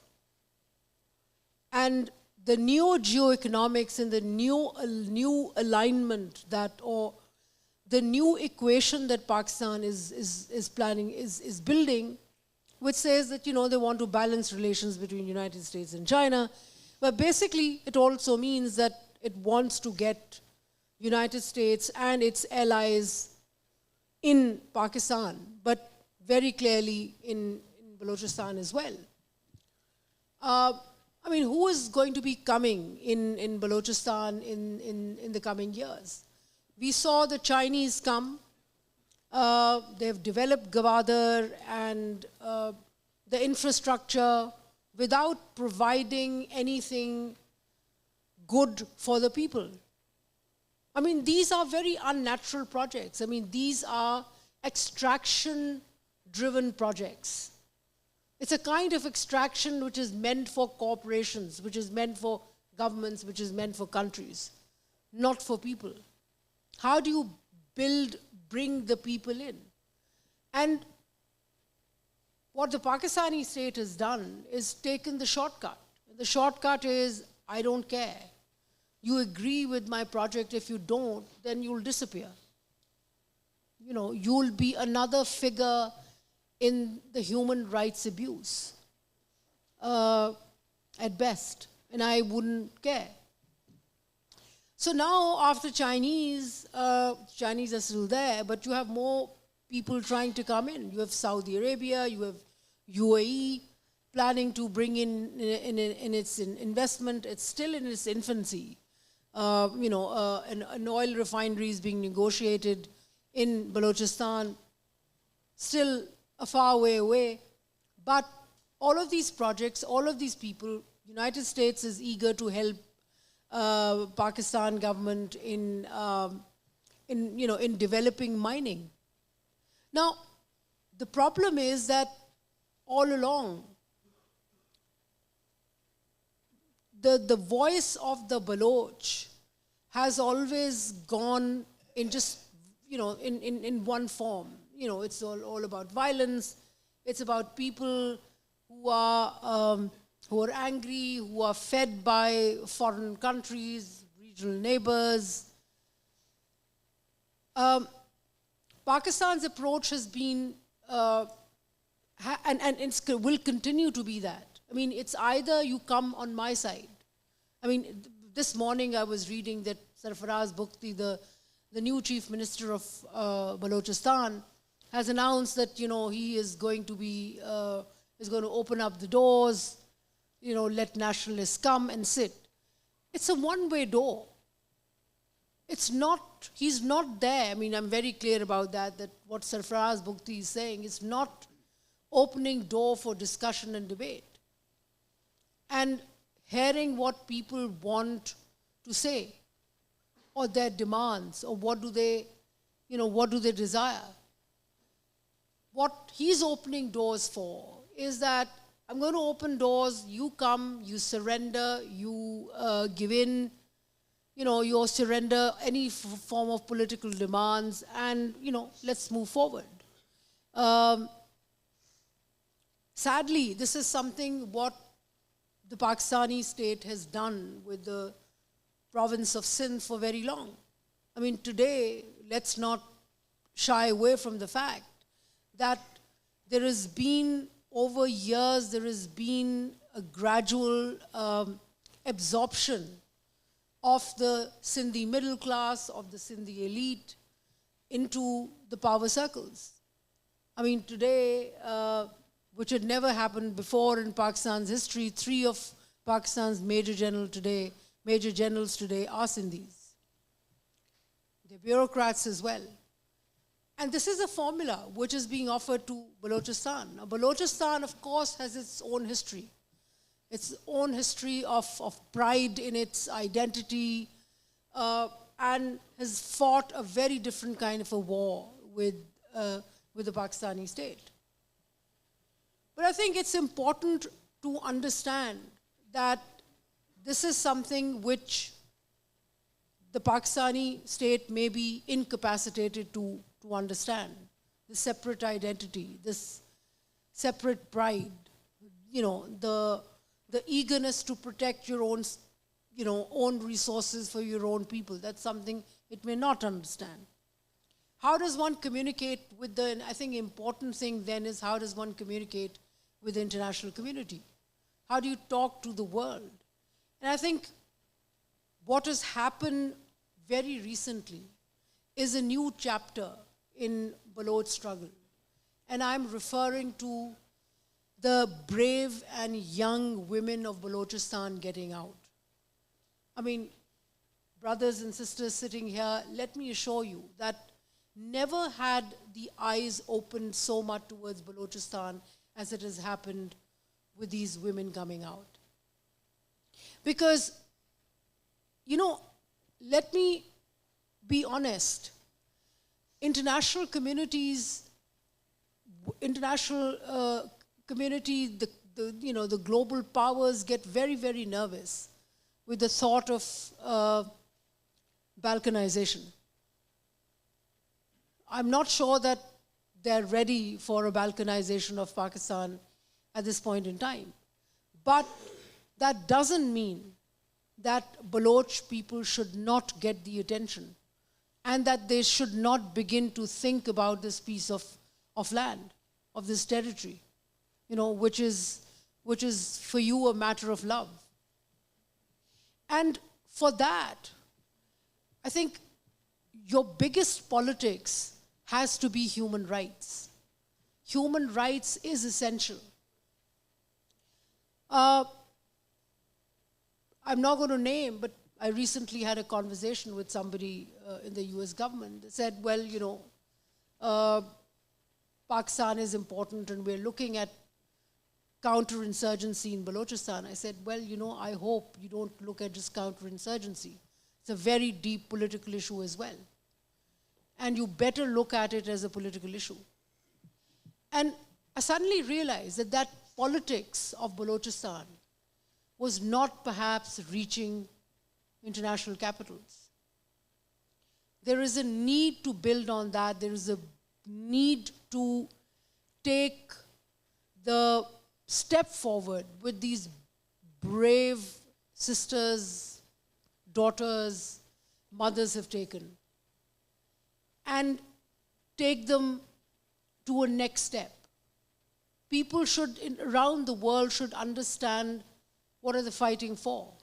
And in fact, any of your conversation about, be it, your desire for a separate identity, be your desire for control over your resources, I think it should somehow be gently connected with that human rights dimension. I think this is the time. I mean, we all gather every year. This is probably my 3rd event with BNM. And my advice, request, whatever you may call it, is to you, is that this is a time that you should think about generating a strong political narrative. A separate identity may be a battle to be fought, maybe a long-term thing. It's not coming. I mean, and let me tell you, Peter Tatchell, I really appreciate the points that he stated about, 6 issues which will attract. I don't think the international community is going to get attracted how secular you are. I don't think the international community is going to think really about, whether you have democracy or not. I don't think they're going to look at if you're a secular state or not. Honestly, then nobody's going to give a damn about it. I think international community will think how serious you are. And that seriousness is something which you need to kind of put your heads together and see which direction are you going to take. Perhaps you're very intelligent people, sitting here, sitting around the world, getting good education. Your women are even smarter than you, I would say, right? Who have achieved so much. I think it's important to kind of make the political game more sophisticated. And this is something which you need to think about. Sadly, and I'll end here, sadly, the fact of the matter is that for the Pakistani state, the plans to explore Balochistan's minerals, its precious minerals, its natural resources, those plans are afoot. There's no one in the larger international community who is going to make them rethink. I think what's important is for you to insist on your human rights, but also the importance of why Baloch should not just be senior partners in that distribution, but they should, that they really own those resources. And your narrative must also kind of be built around that. It's important for you, for other, communities, for other nations living in Pakistan to understand. And not just look at you people from the lens of temporary bloodshed, but look at you from the lens of greater sophistication. Thank you.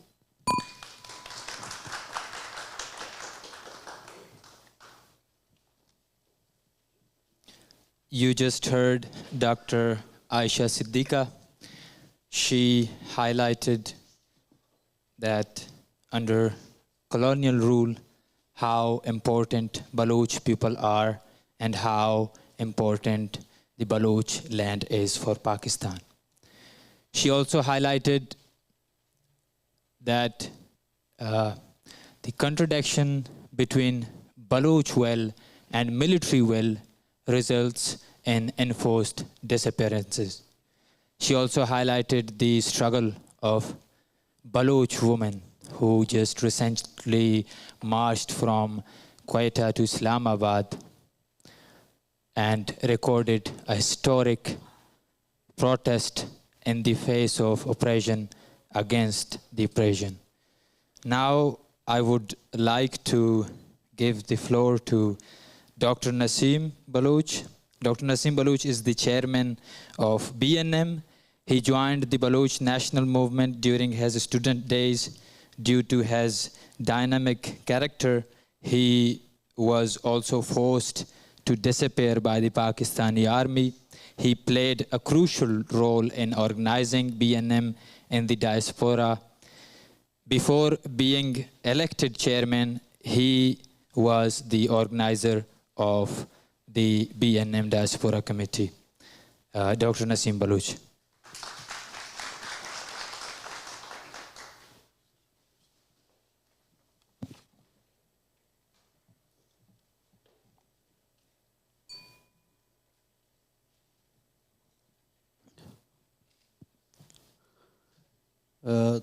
Thanks all of you. First of all, I thanks the distinguished speakers, Dr. Nasir Dashti, Dr. Aisha, Mr. Carlos, Dr. Hiyat Bugti, and the speakers who joined us through Zoom and video links. They were supposed to join us physically, but they didn't make it due to their busy schedule. I also extend my gratitude through them, John McDonnell, Peter Tatchell, Karina Jani, and Nouri Mariam. And thanks to all of you to participate in this event.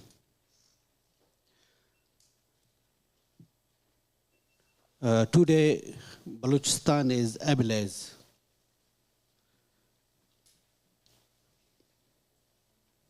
Human rights violations run rampant, with our youth abducted by Pakistani army in broad daylight.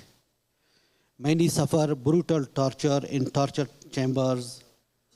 Their mutilated bodies thrown in deserts and roadsides, while countless others languish in unknown dungeons, disappeared for years. The Pakistani army set ablaze our villages, subjecting our mothers and sisters to unspeakable horrors. We are denied the very right to life on our own land. Words alone may fail to convey the dire reality of Balochistan.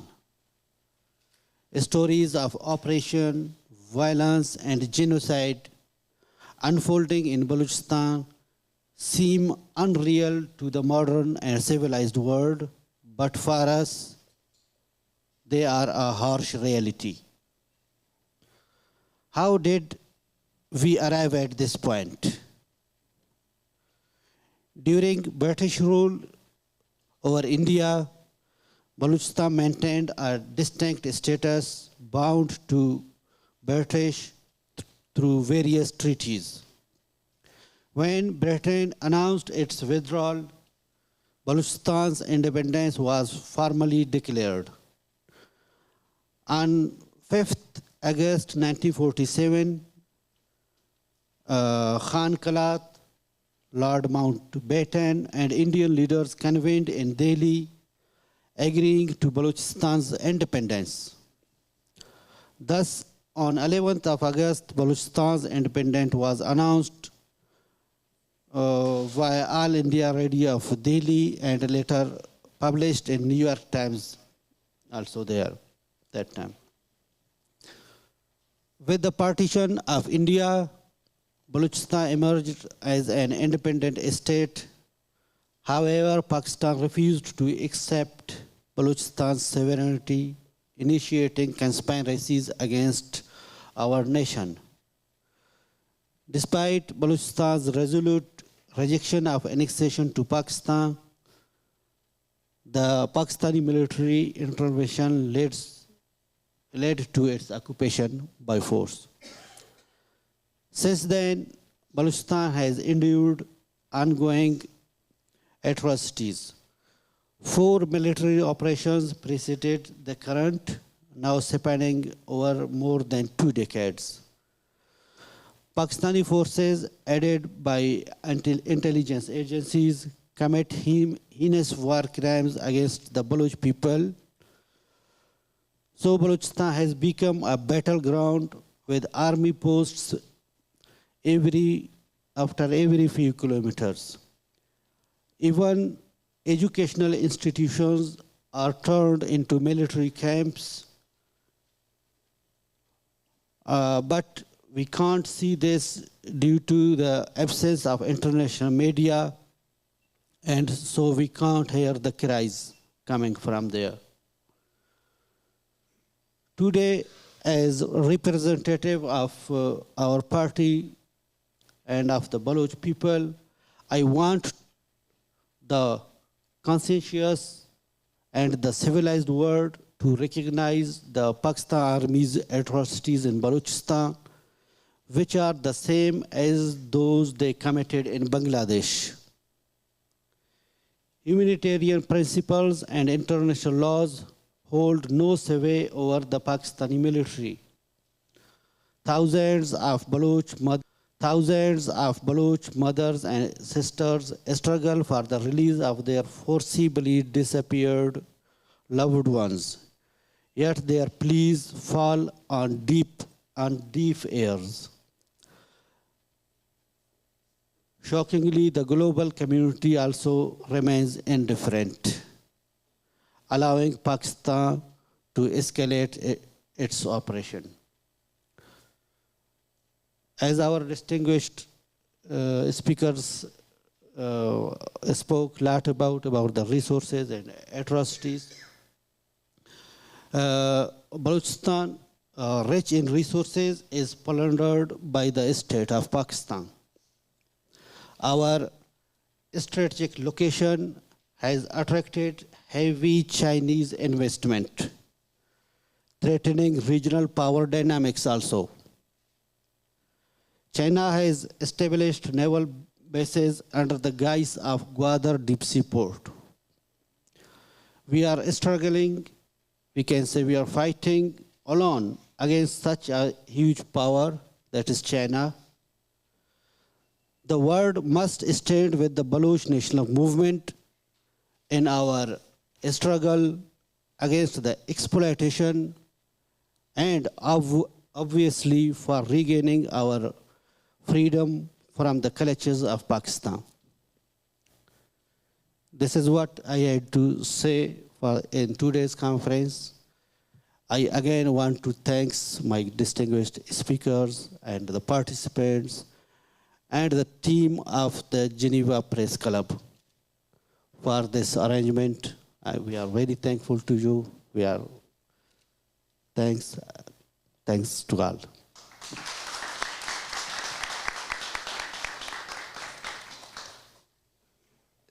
This was Dr. Naseem Baloch, Chairman of Baloch National Movement. He discussed a wider angle of Balochistan, the human rights violations in Balochistan, enforced disappearances in Balochistan, the exploitation of resources,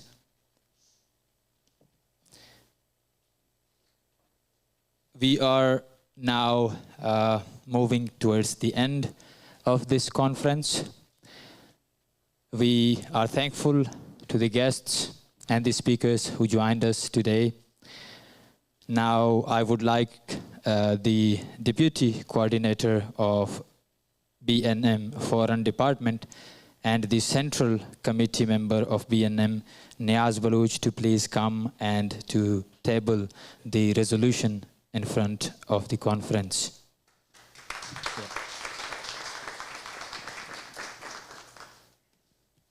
Thank you very much, Jamal. I will present today's conference resolution to you. If you are agree with its clauses, please raise your hands and say hi.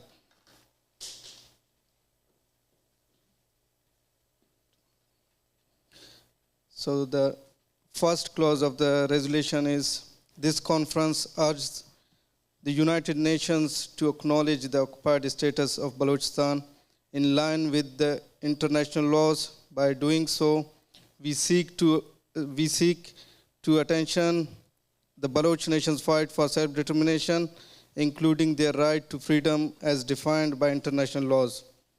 We must recognize their right to self-determination and freedom, enabling their ongoing struggle to be seen and understood on a global scale. If you agree, please raise your hands and say hi. In Balochistan, the Pakistani military is committing serious human rights violations, while at the same time, multinational companies and various countries worldwide are investing in the region. It's time to put a stop to this investment in the face of ongoing human rights abuses. If you agree, raise your hands and say hi. This conference is raising a strong voice for the thousands of Baloch political activists and everyday Baloch citizens, including a significant number of women and children who have been forcibly disappeared by the Pakistani army. The discovery of mutilated bodies and mass graves in various parts of Balochistan is deeply disturbing. These heartbreaking realities highlight the severe exploitation faced by the Baloch people, exemplified by projects like CPEC, which have forcibly displaced thousands of families from their ancestral lands. It's high time to put an end to such exploitative projects. If you agree with it, just raise your hand and say. The ongoing projects like CPEC and Recodec project by Copper Gold, Tatchell and Company are directly linked to human rights abuses in Balochistan. We urge international organizations to step in and take action to prevent countries and companies associated with these projects from continuing their involvement in these abuses. Please, if you agree, raise your hand.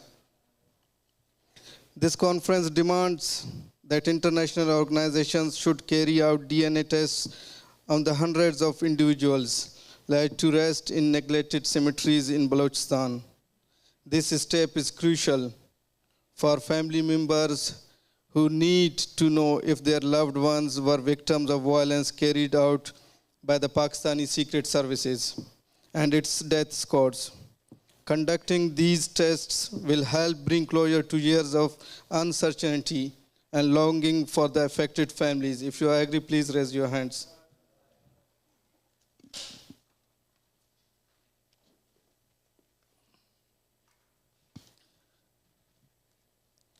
This conference demands that the United Nations acknowledge Pakistan's serious human rights violations in Balochistan occurring on a daily basis. If you agree, please raise your hands. This conference calls on international media houses to address the complete blackout of media in Balochistan. International media should ensure access to the conflicted areas of Balochistan so that the real situation is revealed to the world. If you agree, please raise your hands. This conference urged the European Union to stand in solidarity with nations oppressed by the Pakistani state, including the Baloch people, in light of the grave violations affecting Baloch, Pashtuns, and Sindhis. We propose suspending and conditioning aid to Pakistan based on GPS plus criteria. If you agree, please raise your hands. This conference appeals to the United States, a major provider of military aid and loans to Pakistan, to take a closer look at the ongoing Baloch genocide and human rights violations in Balochistan. We encourage a reconsideration and adjustment of its programs in light of these pressing issues. If you agree, please raise your hands. The conference calls on the United Nations and the European Union to officially recognize Balochistan as a war-torn region. 2 decades of relentless Pakistani aggression have forced thousands of families to flee neighboring countries and become IDPs. If you agree, please raise your hands. This conference urged the UNHCR to initiate an urgent relief program for Baloch refugees who have sought sanctuary in interior Balochistan, Sindh, and South Punjab due to the conflict in Balochistan. They must receive assistance for education, healthcare, and other essential human needs. If you agree, please raise your hands. This conference requests UNHCR to acknowledge that Pakistani aggression against the Baloch stretches beyond the borders of Balochistan into Iran and Afghanistan, where Baloch refugees find themselves in camps. We appeal to those countries to officially recognize Baloch refugees, register them, and ensure their complete protection. If you agree, please raise your hands. This conference demands that the United Nations and its affiliated organizations acknowledge the fact that Baloch refugees are being targeted by Pakistan's military entities, even in foreign lands. In a recent incident in Iran's Shamsar area, 10 Baloch refugees fell victim to this aggression, a majority of them being women and children. International organizations and civilized nations must step in and take action to prevent such inhuman acts. If you are agree, please raise your hands. And finally, the sectarian extremism promoted under the patronage of Pakistan in Balochistan must be stopped. Measures should be taken to counter these religious extremists. If you agree, please raise your hands. I think the ayes have it. Thank you very much.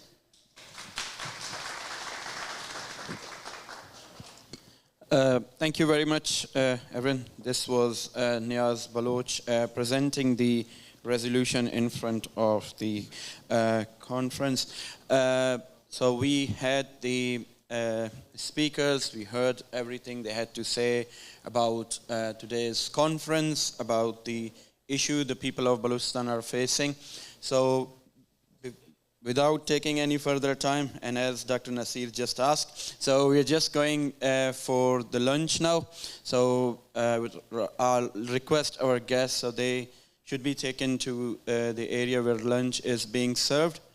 And then after that, I believe there's a press conference by the chairman. Yeah. Thank you very much. Thank you, everyone.